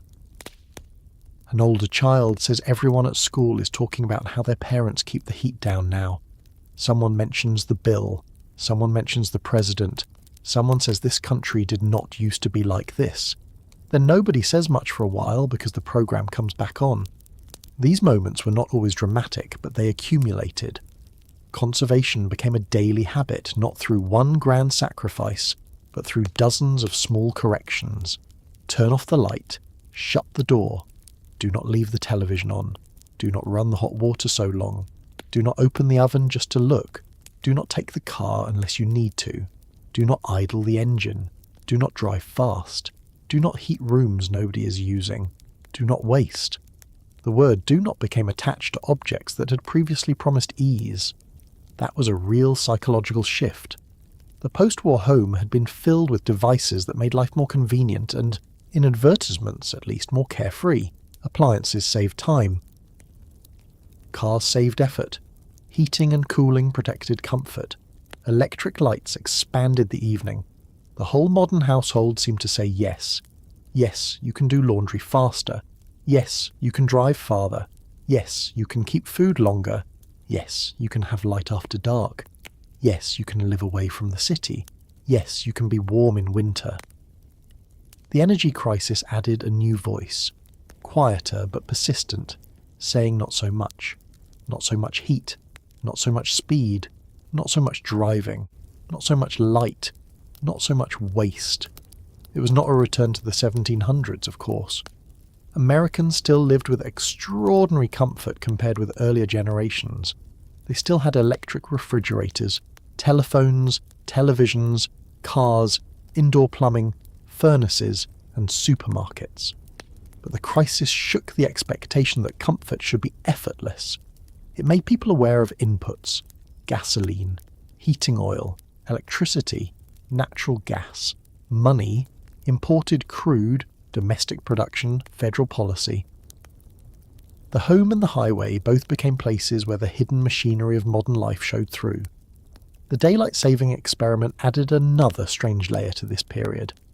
In an effort to save energy, the country tried extending daylight saving time during the winter. The idea was that more daylight in the evening could reduce the need for artificial lighting and perhaps conserve electricity. On paper, it had a certain logic. In real life, it meant many children went to school in the dark. Parents stood at bus stops before sunrise. Reflective tape appeared on clothing and lunchboxes. Some people supported the experiment because they believed sacrifice was necessary. Others grew angry because the morning darkness felt unsafe and unnatural. Again, the energy crisis had entered a place people did not expect: the school morning. Imagine a child standing by the road with a backpack or a stack of books, waiting for the school bus before the sky is fully brightened. The air is cold. Car headlights pass. A parent stands nearby, perhaps annoyed, perhaps worried. The child may not understand the policy details, but he understands that adults are changing clocks and rules because of energy. Something as basic as morning light has become part of the crisis. That is how far the shortage reached. It rearranged not only driving and heating, but the timing of daily life. Public buildings changed too. Offices, schools, stores, and government buildings were encouraged or required in many places to reduce energy use. Thermostats were adjusted. Lights were turned off in unused areas. Some decorative lighting was reduced. Elevators, escalators, and heating systems became subjects of management attention. A person walking into an office might find it cooler than before. Workers kept sweaters at their desks. Schools might feel chilly in the morning. Store owners thought about lighting costs. City officials looked at municipal fuel use. Saving energy was no longer only a private virtue, it became an administrative task. This could make life feel faintly grey, not unbearable, not catastrophic, but less easy. Cooler rooms, dimmer spaces, slower roads, fewer unnecessary drives. The country was still bright compared with much of human history, still mobile compared with earlier generations, but the change from recent abundance mattered. People compare life not to the distant past, but to what they remember from last year. If last year the house was warmer, the road faster, the tank easier to fill, and the family trip simpler, then this year felt diminished. Patriotism entered the conversation in complicated ways. Officials framed conservation as something citizens could do for the country. Slowing down, lowering heat, and saving fuel were presented not merely as personal savings, but as national responsibility. Some Americans responded to that language. They had grown up with stories of wartime rationing and scrap drives. They understood the idea that citizens sometimes accepted limits for a larger purpose. Others were less convinced. The Vietnam era, Watergate, and economic frustration had damaged the easy trust that government appeals depended on. When Washington said save, many people asked why Washington had not planned better. This question hung over the entire decade. Who had failed? Was it the government, for allowing dependence on foreign oil? Was it the oil companies, for seeking profit and controlling supply? Was it consumers, for buying big cars and wasting energy? Was it environmentalists, for pushing regulations that some blamed for limiting production or refining? Was it foreign governments for using oil as pressure? Was it simply the structure of modern life? Different people answered differently, and their answers often reflected what they already believed. The crisis became a mirror. People saw in it the failure they were already prepared to see. But while adults argued, the rules remained practical: drive slower, use less heat, save fuel. The genius and frustration of conservation is that it often depends on ordinary behaviour. It does not require people to understand the entire system. It requires them to change a habit.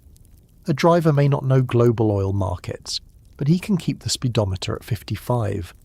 A child may not know refinery capacity, but she can turn off a lamp. A homeowner may not understand energy economics, but he can add weather stripping to a door. These actions are small, but millions of small actions were exactly what officials hoped could reduce demand. The problem was that small actions also demand patience, and patience was already worn thin. Gas lines had made people impatient. Inflation had made people impatient. Political scandal had made people impatient. Long speeches about national responsibility could sound hollow to someone who had just spent 2 hours waiting for 10 gallons. Conservation requires people to believe their restraint matters. In the 1970s, many people wanted to believe that, but the evidence around them was mixed. A family might lower the thermostat and still see bills rise. A driver might obey 55 and still find gas expensive.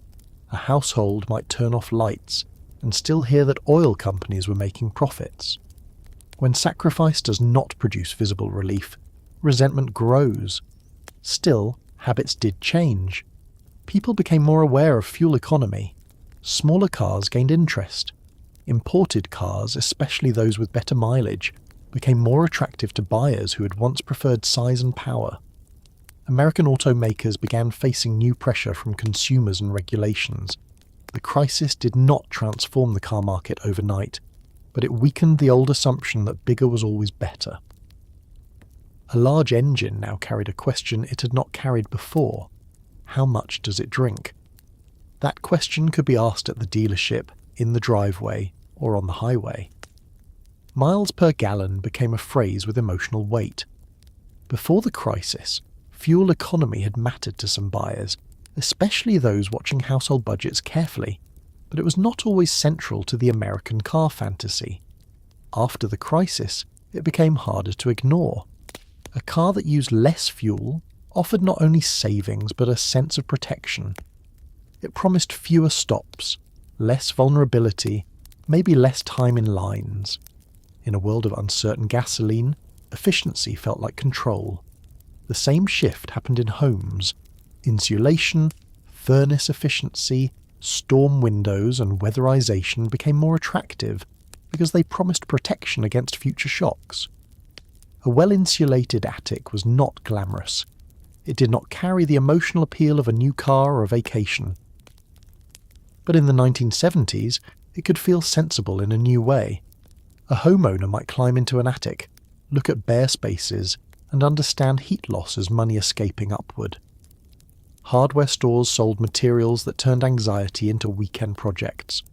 Cork, plastic sheeting, insulation, door sweeps, and foam strips became small tools against a large crisis.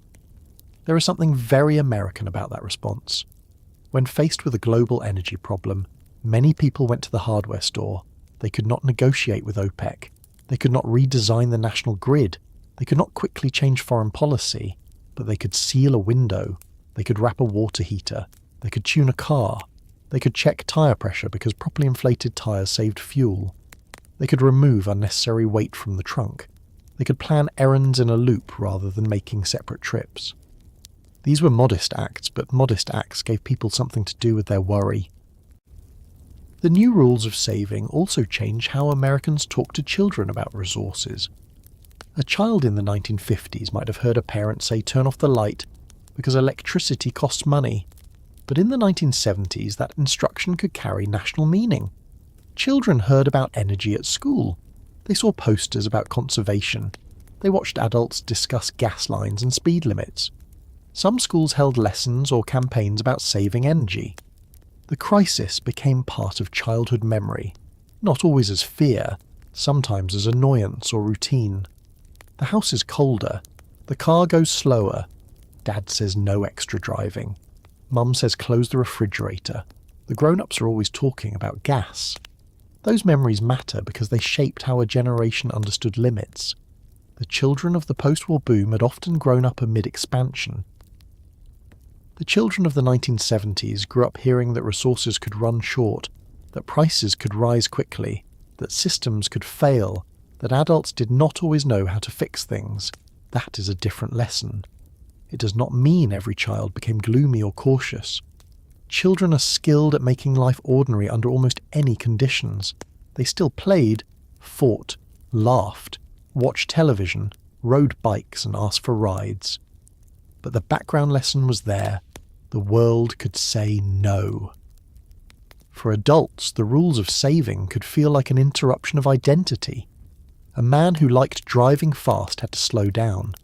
A family proud of a big car now had to think about mileage.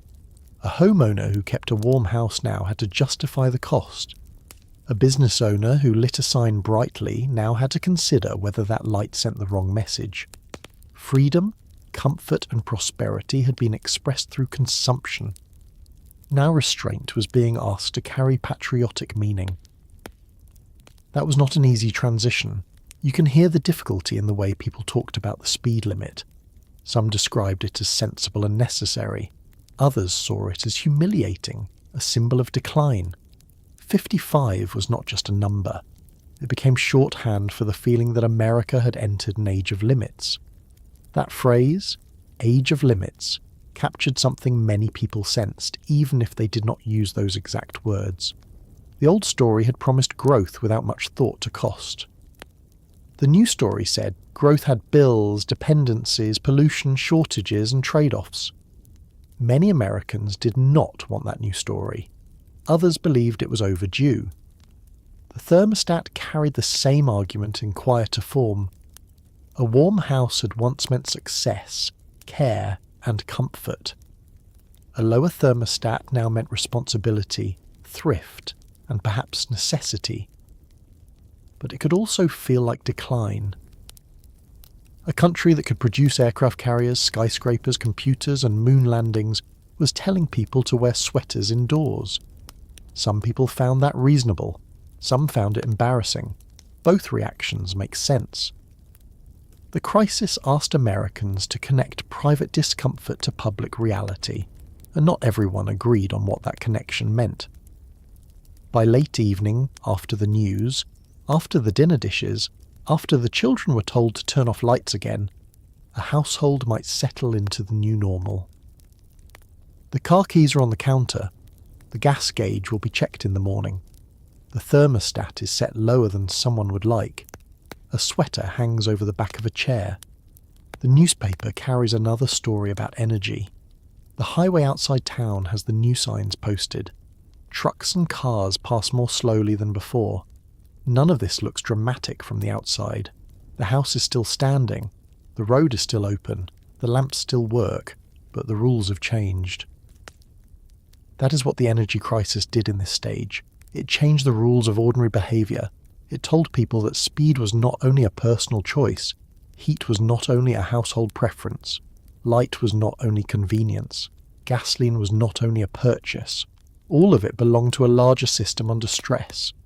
The response was sometimes clumsy, sometimes resented, sometimes effective, sometimes symbolic. But it made energy visible in American life in a way it had not been before. And then, as the first shock eased and people began to hope the worst had passed, the country tried to move forward with these lessons only partly learned. Some drivers kept saving fuel, some went back to old habits as soon as they could. Some families remembered the bills and stayed careful. Others turned the heat up again when money allowed. The speed limit remained, but resentment remained with it. The car companies adjusted, but not all at once. The government talked about energy independence, but dependence did not vanish. The system had been warned, and the warning had been heard but not fully answered. That matters because the 1970s were not finished with Americans yet. The first oil shock taught the country what shortage felt like. The second would teach it what it felt like when the fear came back after people had already promised themselves it was over. A few years later, another crisis would arrive. Not in exactly the same way, not from the same immediate cause, but with the same familiar signs. Rising prices, worried drivers, political anger, and the return of that old question at the gas gauge. How far can we go before this becomes a problem again? For a while, Americans tried to believe the worst had passed. That is one of the most human things people do after a crisis. They do not forget immediately, not completely, but they begin to loosen their grip. A driver who once watched the fuel gauge with tight attention starts letting the tank drop lower again. A family that combined every errand begins making separate trips when life gets busy. A house that had been kept cooler in winter grows warmer by a few degrees. The memory remains, but the urgency fades. People tell themselves that the lines were a bad season. The embargo was a hard lesson. The country had adjusted, and maybe now the ordinary rhythm could return.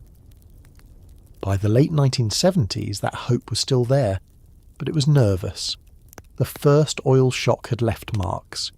Gasoline was no longer as innocent as it had been before 1973. Smaller cars were more visible. Fuel economy mattered more than it once had. The national speed limit still reminded drivers that the country had accepted limits, at least officially. Politicians spoke about energy independence. Engineers, planners, oil companies, regulators, and car makers all understood that the old world of cheap, unquestioned fuel had been damaged. But understanding a problem is not the same as solving it. The United States was still deeply dependent on oil. The suburbs were still spread out. The highways still carried millions of commuters. The economy still needed trucks, factories, airplanes, ships, farms, furnaces, and power. The machine had learned to worry, but it had not learned to need less. Then, in 1979, the fear came back. It did not return in exactly the same form, because history rarely repeats itself with perfect neatness. This time the spark came from Iran, a country that many Americans knew through the figure of the Shah, oil wealth, American influence, and uneasy headlines about unrest. For years, Iran had been one of the major oil producers in the world, and it had also been closely tied to the United States. But beneath the surface of that relationship, anger had been building. Protests grew, strikes spread, the Shah's government weakened. In early 1979, the Iranian Revolution overturned one of the central political arrangements in the Middle East. Oil production fell sharply during the turmoil, and global markets tightened. The actual loss of supply was serious, but the fear it produced was even larger. The world had already seen what oil disruption could do once. Now Americans were forced to watch it happen again, and that second time mattered in a different way. The first crisis shocked people because they had not believed such a thing could happen. The second frightened them because now they knew it could. That is a deeper kind of fear. A person who has never been trapped in an elevator may be startled the first time the doors fail to open. A person who has been trapped before feels something colder when the lights flicker again. In 1979, Americans did not need to be taught what a gas line meant. They remembered. The images came back quickly. Waiting cars, closed pumps, limits, rumours, anger, odd-even days, station owners trying to control crowds, drivers staring at signs with the helpless frustration of people who had already lived through this once and were being asked to live through it again. Picture a man in the summer of 1979 pulling into a gas station and seeing the line already there. He pauses, maybe with one hand still on the wheel and the other resting near the gear shift. There is a moment when he could keep driving. Maybe another station will be better. Maybe this one will run out before he reaches the pump. Maybe he should not waste gas looking elsewhere. That is the little trap of shortage. Every decision costs some of the thing you're trying to preserve. He joins the line because joining feels safer than leaving. The car ahead of him has a bumper sticker from a few years earlier, something faded about politics or peace or a football team. The car behind him pulls in too close. The sun is hot on the windshield. The air conditioner stays off because running it seems irresponsible, but the car becomes uncomfortable quickly. He has been here before and that makes it worse.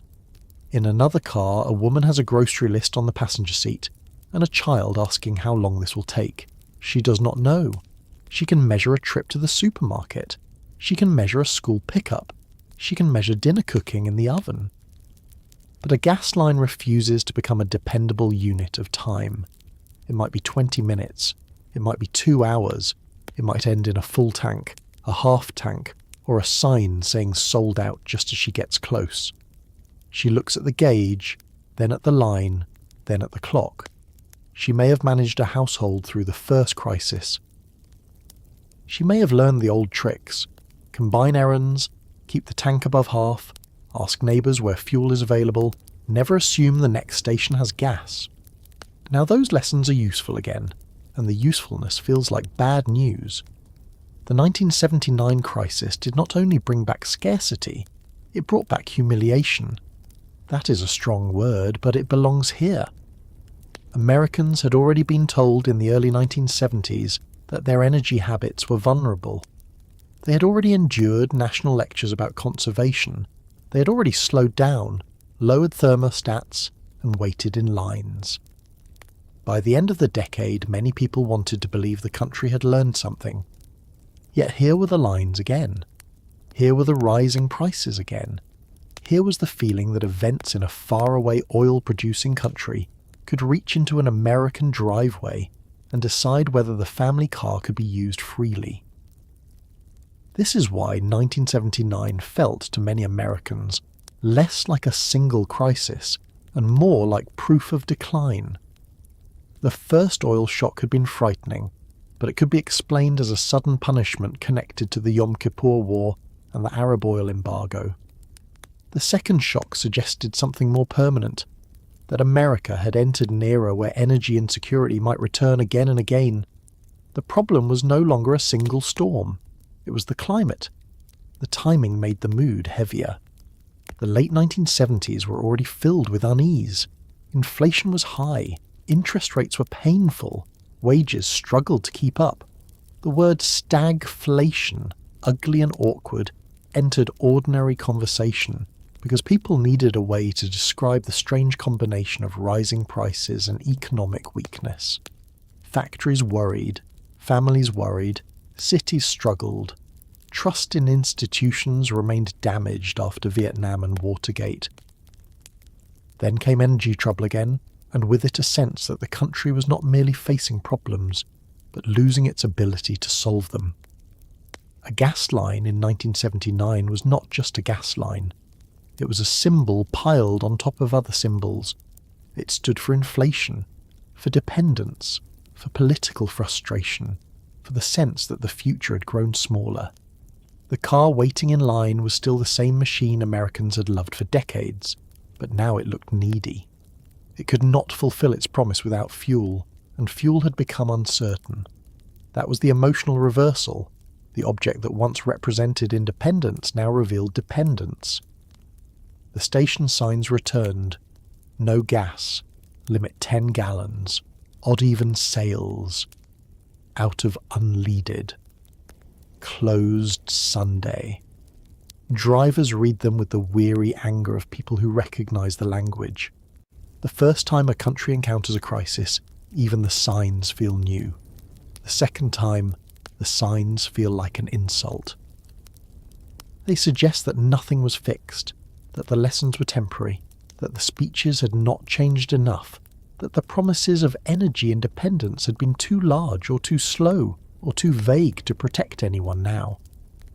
The odd-even rules came back in some places, and with them came the old household mathematics. What day is it? What number is on the plate? Which car needs fuel? Can we make it until tomorrow? Is there enough gas to look for gas? The absurdity of that question had not lost its power. Is there enough gas to look for gas? It sounds almost comic until you picture a parent trying to get to work, a taxi driver trying to earn money, a delivery worker trying to keep a job, an elderly person needing to reach a doctor, a family trying to leave for a long-planned trip that suddenly seems selfish or impossible. Some people responded with discipline, others responded with panic buying. Some topped off constantly, buying small amounts whenever possible because fear had taught them not to wait. This made lines longer and shortages more visible. Officials urged calm, But calm is difficult to summon when the memory of their empty pumps is fresh.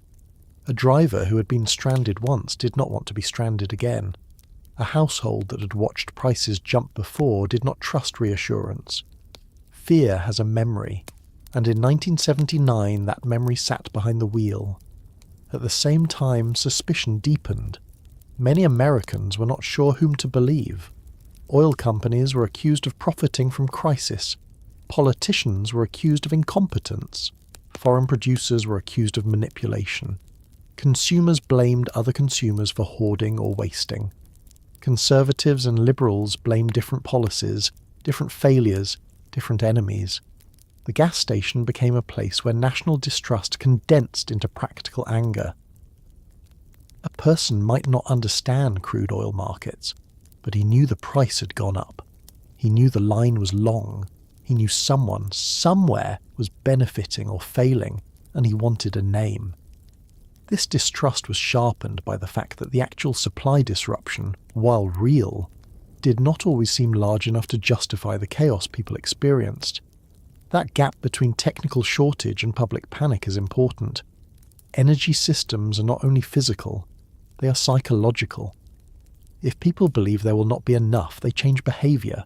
They buy sooner, they wait longer, they fill extra cans, they spread rumours, they turn a supply problem into a social problem. The 1979 shock showed how quickly memory and fear could multiply the effects of disruption. There were moments that now seem almost unbelievable, but at the time they belonged to ordinary news. Fights in gas lines, police directing traffic around stations, people sleeping in cars to wait for pumps to open. Stations selling out quickly after deliveries, tempers rising in summer heat. In some places, violence broke out.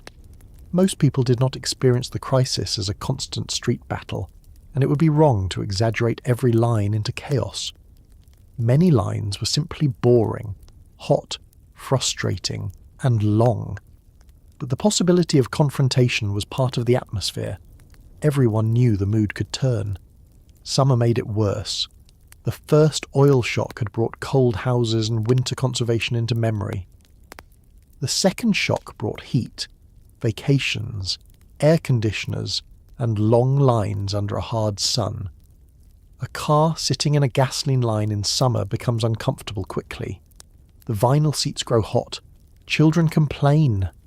The air conditioner stays off because the engine must stay off, or because running it feels wasteful, or because the fuel gauge is too low to justify comfort.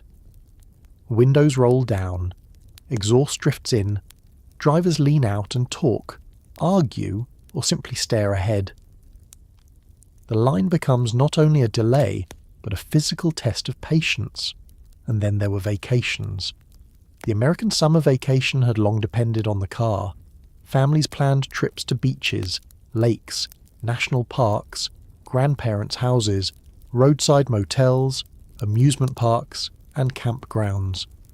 In 1979, many families had to ask whether the trip was still possible, or whether it was wise. A father might study the route, wondering where gasoline would be available. A mother might suggest staying closer to home. Children might not understand why a trip promised months earlier could be threatened by something as dull as fuel supply. The road, which had once represented escape, now required strategy. Businesses felt it too. Tourism suffered in some places because people hesitated to drive. Gas stations faced strange pressures, too little fuel to meet demand, too much anger when they ran out, and sometimes government rules that complicated sales. Truckers faced high diesel prices and supply concerns, farmers worried about fuel for equipment, commuters lost time and money, small businesses that depended on deliveries or service calls had to absorb costs or pass them along. Energy was not an isolated expense. It moved through the economy like a hidden tax on motion.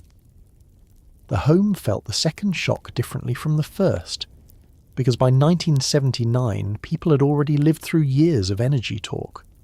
Conservation was no longer a fresh appeal. It had become part of the background noise of the decade.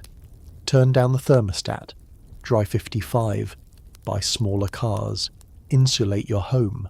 save energy. People had heard it, some had acted, some had grown tired of hearing it. When crisis returned, the instruction to conserve could sound less like shared sacrifice and more like a scolding repeated after the teacher had failed to fix the classroom roof.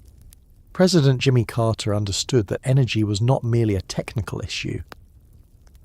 He tried to speak about it as a moral and national challenge. He wore sweaters in the White House to signal conservation. He promoted energy savings and alternative sources. He spoke about dependence on foreign oil as a danger to national security and national character. His administration created the Department of Energy, pushed for conservation measures, and tried to grapple with a problem that had no easy solution. But Carter faced a brutal political reality. Telling Americans to accept limits is difficult, even when the limits are real. In July 1979, Carter delivered one of the most famous speeches of his presidency, often remembered as the malaise speech, though he never used that word. The speech was about more than gasoline. It was about a crisis of confidence, about a country that seemed to doubt itself, about the fear that material abundance had not produced meaning or unity. Some listeners found the speech honest. Others heard blame.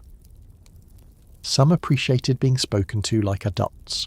Others felt accused by a president who seemed to be saying that the problem was not only in oil fields or markets, but in the American soul. That reaction tells you a great deal about the moment. By 1979, Americans were not merely looking for fuel. They were looking for reassurance. They wanted someone to say that the lines would end, prices would settle, the country was still strong, and the future would open again. Carter's message was more complicated. He asked for conservation, seriousness, and a change in habits. He spoke to a country that needed confidence, but he also challenged the habits that confidence had been built on. That is a difficult thing for any leader to do. A family watching that speech might have heard different things in the same room. One person might nod and say he was right. The country had been wasting too much for too long. Another might say the president should stop lecturing people and get gas back in the stations. A teenager might find it boring until the next day at school, when everyone joked about sweaters and gas lines. An older person might remember wartime sacrifice and wonder why people complained so much. A worker with a long commute might feel trapped between moral appeals and practical necessity. The speech entered households already under pressure, and pressure changes how words are heard.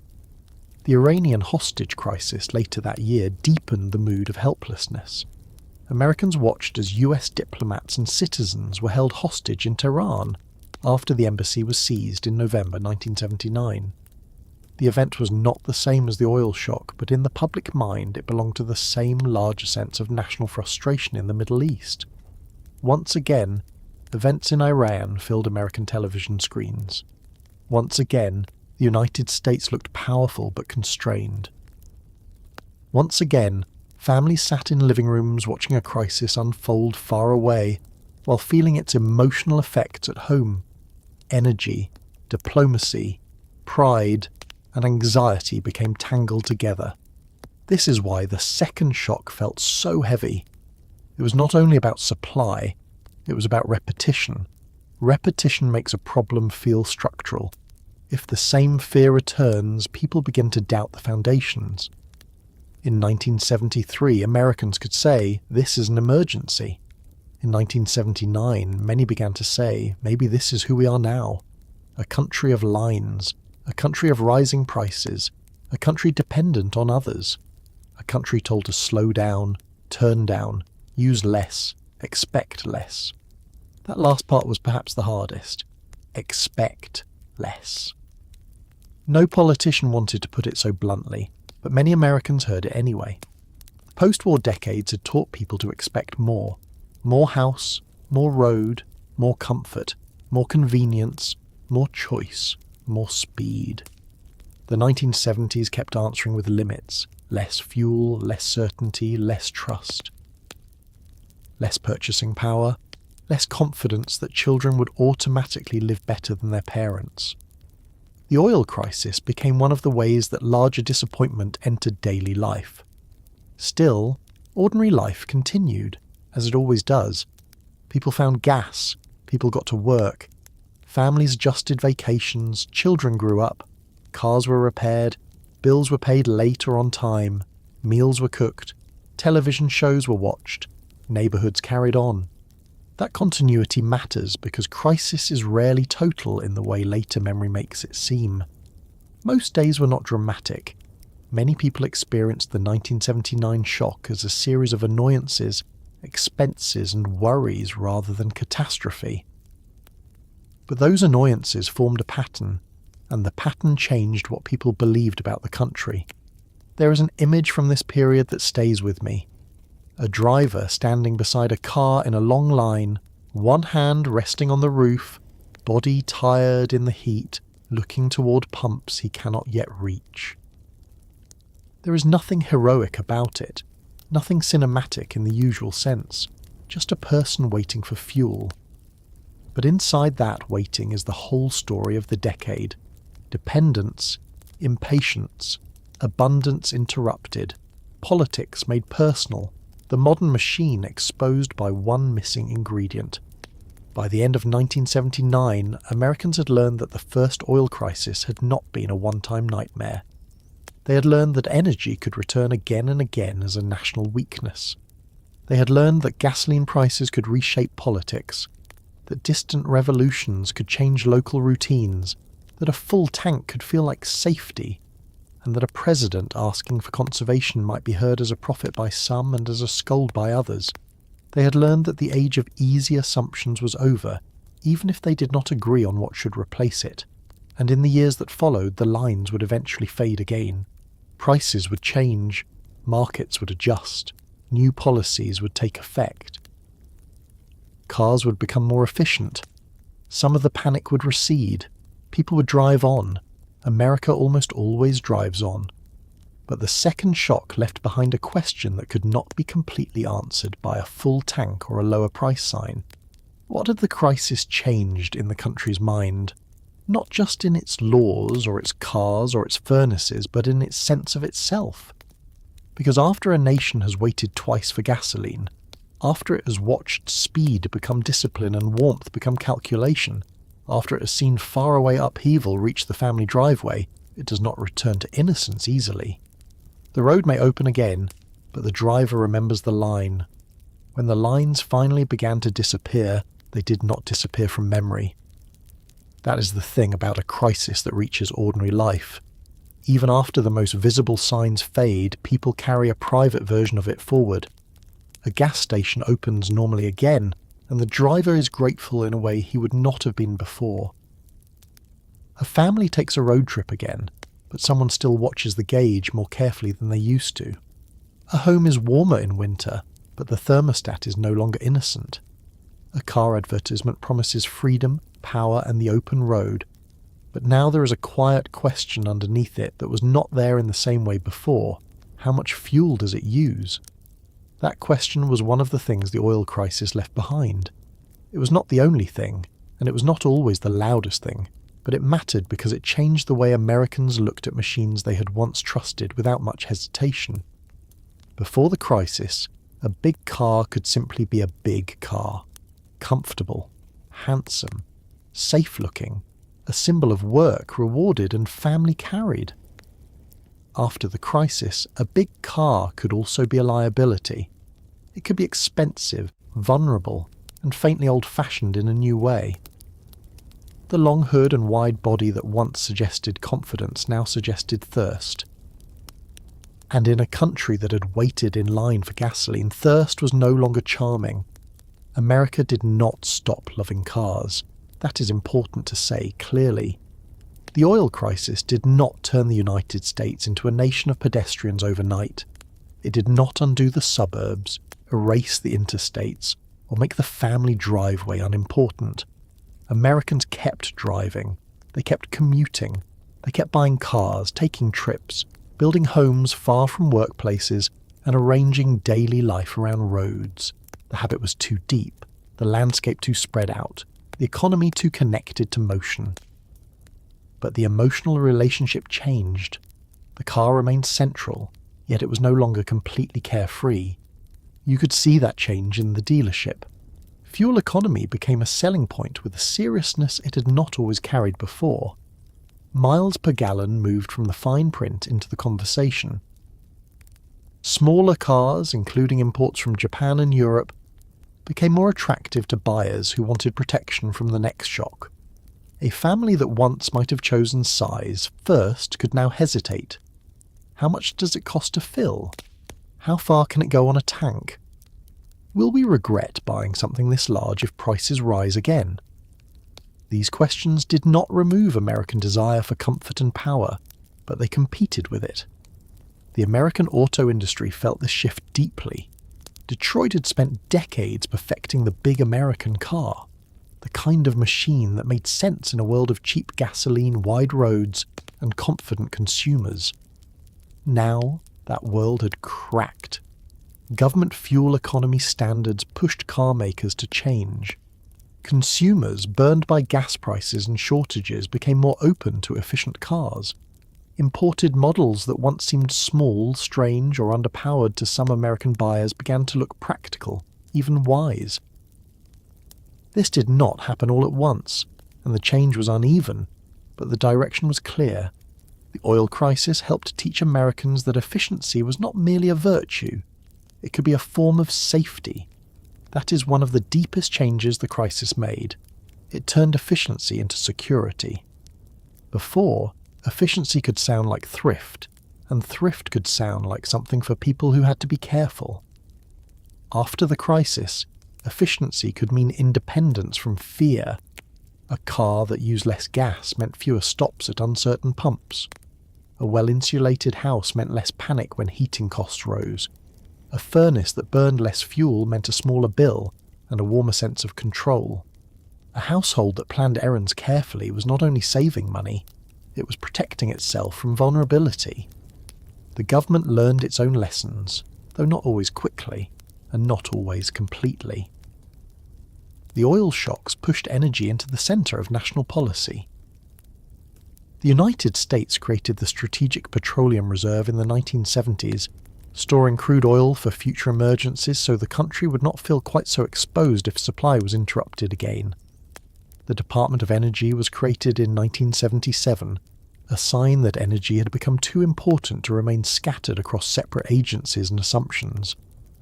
Leaders talked about conservation, alternative energy, domestic production, fuel standards, and energy independence. The words changed because the fear had changed. Energy independence became one of the great political phrases after the crisis. Presidents used it. Candidates used it. Experts debated it. Voters understood it emotionally even when the details were complicated. The phrase promised something powerful, that America would no longer have to wait helplessly while events abroad changed the price at the pump. It suggested that the country could recover control, but the phrase also carried a problem. True independence was much harder than saying the words. Oil markets were global. American consumption was enormous. The economy was woven through with petroleum. Domestic production, imports, conservation, technology, diplomacy and price all moved together in ways that no speech could easily command. Still, the dream of energy independence stayed because the memory of dependence hurt. It hurt in the gas line. It hurt in the cold house. It hurt in the feeling that a country with so much power could still be made anxious by events far away. That feeling never fully left American politics. Every later conversation about drilling, fuel prices, foreign policy in the Middle East, alternative energy, electric cars, pipelines, climate policy and national security carried some trace of the 1970s. The oil crisis became part of the country's political nervous system. It also changed how Americans thought about the Middle East. For many citizens before the 1970s, the region had seemed important but distant, tied to religion, war, diplomacy, and Cold War strategy. After the oil shocks, it became tied to the family budget. That is a different kind of attention. A place becomes much harder to ignore when it affects the cost of driving to work. Americans began to hear more about Saudi Arabia, Iran, OPEC, the Persian Gulf, oil ministers, production quotas, and instability in oil-producing states. These were no longer only foreign policy topics. They were domestic concerns wearing international clothing. The gas pump became a kind of map, not visually, not literally, but emotionally. It reminded people that a neighbourhood station was connected to tankers, ports, oil fields, royal families, revolutions, wars, embargoes, refineries, and decisions made by people whose names most drivers would never know.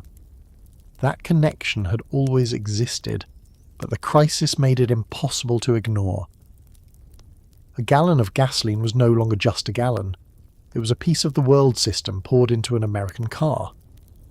At home, the lessons were quieter, but no less important. The thermostat did not return to innocence either. Families who had lived through the crisis remembered the rules of saving. Some kept them, some abandoned them when prices eased, but the knowledge remained available.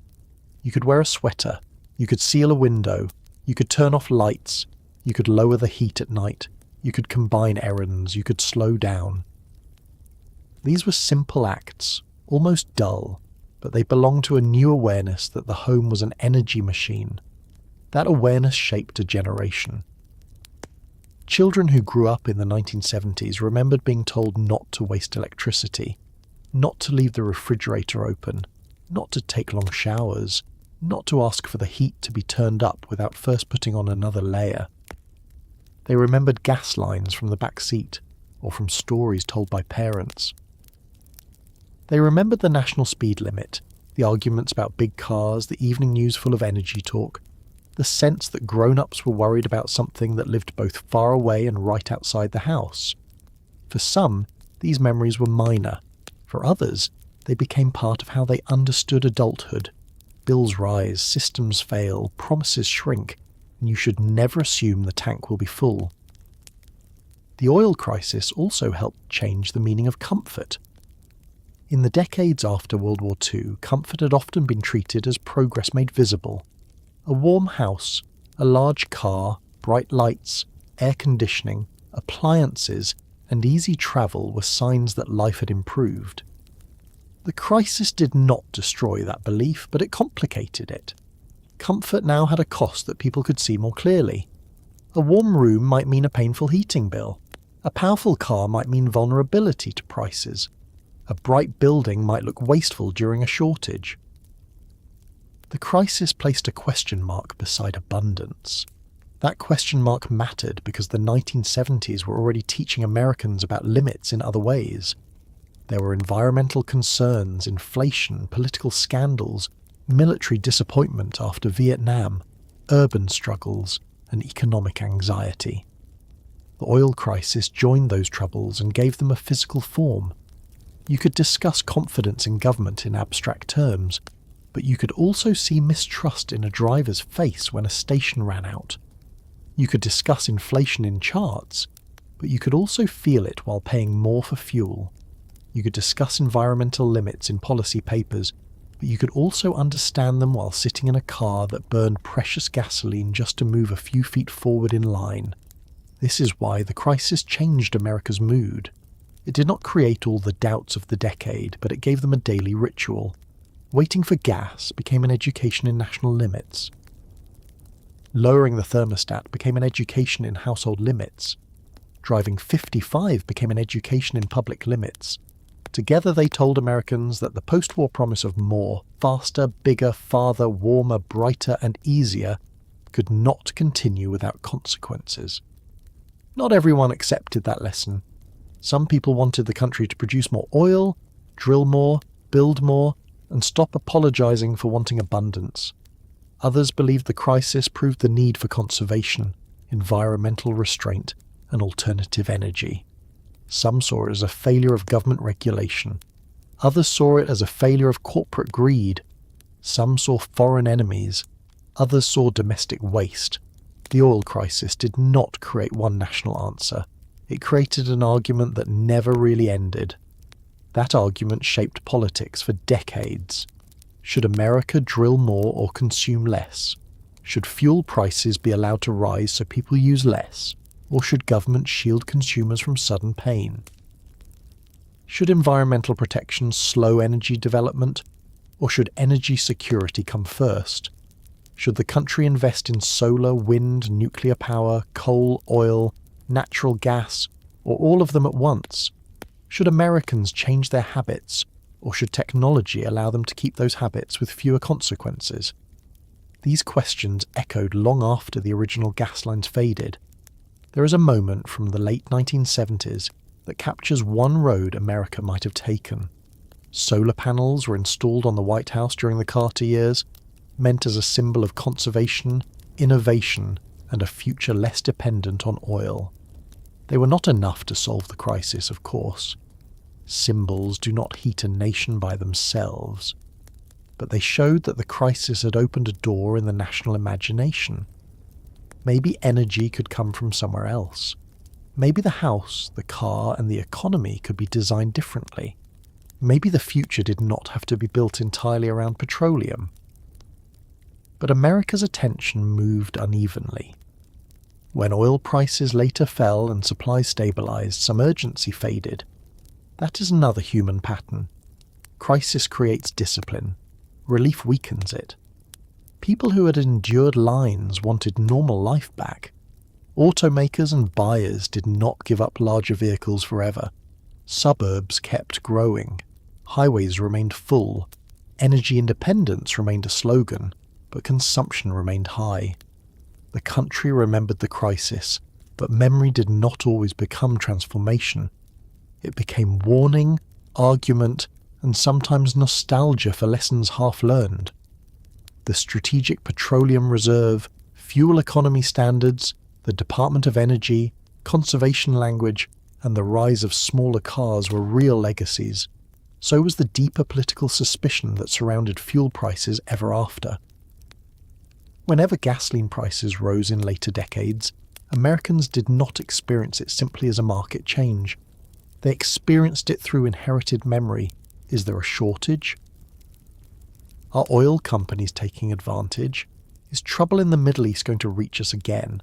Is the government doing enough? Should I fill up now before it gets worse?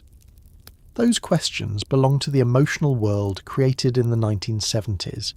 The crisis also made oil part of national security in a more immediate way. Energy had always mattered to military power and industrial strength. But after the 1970s, the connection between oil supply and American strategy became impossible to separate. Protecting access to oil-producing regions, maintaining alliances, watching instability in the Persian Gulf, and thinking about energy supply as a strategic vulnerability all became part of the long afterlife of the crisis. For ordinary citizens, this could remain invisible most of the time, but the connection was there, beneath foreign policy debates and military commitments, and then there was the environmental afterlife. The oil crisis did not create the environmental movement, but it strengthened certain arguments. If dependence on oil made the country vulnerable, and burning oil polluted the air, then perhaps conservation and alternative energy were not only environmental ideals but practical necessities. Energy efficiency could appeal both to people worried about nature and to people worried about national strength. That overlap mattered. For a time, saving energy could be framed as patriotic, economical, and environmentally responsible at once. Still, the old American desire for freedom through consumption remained powerful. That is why the story is not a simple tale of awakening. America did wake up, but it also hit the snooze button more than once. It learned that big cars could be a problem, then later fell in love with large vehicles again in new forms. It learned that foreign oil dependence was dangerous, yet continued to wrestle with imports, prices, and global markets. It learned that conservation worked, yet often treated conservation as punishment. It learned that energy policy mattered, yet struggled to maintain attention when prices eased. This mixture of lesson and forgetting is part of what makes the oil crisis so revealing. It shows not only what Americans understood, but what they found difficult to keep understanding. Let us return for a moment to one ordinary gas station after the worst of the lines have passed. The pumps are open. The cars come and go. The attendant moves with less tension, the signs saying no gas are gone. A driver pulls in, fills the tank, pays and leaves. It looks normal. In many ways, it is normal. The road is open again, but the driver is not exactly the same person he would have been in 1972. Somewhere in him is the memory of waiting. Somewhere in him is the knowledge that normal can be interrupted. Somewhere in him is the understanding that the pump is the last stop in a chain that begins far beyond his town. That is what changed forever. Not that America stopped driving. It did not. Not that America solved its energy problem. It did not. Not that every family became careful, every car became small, or every politician became wise. None of that happened so neatly. What changed was the country's innocence about energy. Before the crisis, gasoline had seemed like part of the natural order of modern life. Afterward, it was seen more clearly as a resource, a product, a political instrument, a household expense, a strategic vulnerability, and a daily necessity all at once. The oil crisis made Americans count what they had once assumed. It made them count gallons, miles, dollars, degrees, errands, delivery days, and license plate numbers. It made them count the cost of comfort and the distance between home and work. It made them count the hidden price of a life built around motion. Counting is not always pleasant. It can feel like loss, but it is also a form of seeing. And what Americans saw in the 1970s was both unsettling and useful. They saw that abundance could be fragile. They saw that foreign events could enter domestic life without asking permission. They saw that a modern country could be powerful and dependent at the same time. They saw that freedom built entirely on consumption could become vulnerable when consumption was interrupted. They saw that the future would require choices, and that refusing to choose was itself a choice. Picture one last evening at the end of that decade. A family car rests in the driveway. It may be smaller than the one the family owned before. Maybe not. The house is lit, but perhaps someone has turned off the hall light. The thermostat is set a little lower than comfort would prefer. The evening news is talking again about prices, politics, and trouble far away. A child sits on the carpet, not fully listening. An adult glances toward the window, toward the dark shape of the car outside, and thinks briefly about the tank. Not with panic tonight, not with the sharp fear of an empty pump, just with awareness. That awareness is the inheritance of the oil crisis. It sits quietly in the background of modern America, behind every argument about gas prices, every promise of energy independence, every debate over drilling, every push for efficient cars, every electric vehicle advertisement, every winter heating bill, every memory of a long line at a pump. The crisis taught the country that energy is never just energy. It is how people move, how they work, how they heat their homes, how they imagine freedom, and how they discover the limits of that freedom when the supply begins to tighten. The road did not disappear. The engines did not go silent. America did not stop being a country of cars, highways, suburbs, and restless motion. But after the 1970s, the open road carried a shadow it had not carried in quite the same way before. Somewhere beneath the radio, beneath the hum of tyres, beneath the comfort of a full tank, there was the memory of those lines, those signs, those cold rooms, those speeches, those arguments, and that strange national lesson learned 1 gallon at a time. The pump might be working tonight, the road might be clear, the car might start on the first turn of the key. But the old certainty, the certainty that fuel would always be there because America wanted to go somewhere, had been left behind in the decade when the country ran out of gas.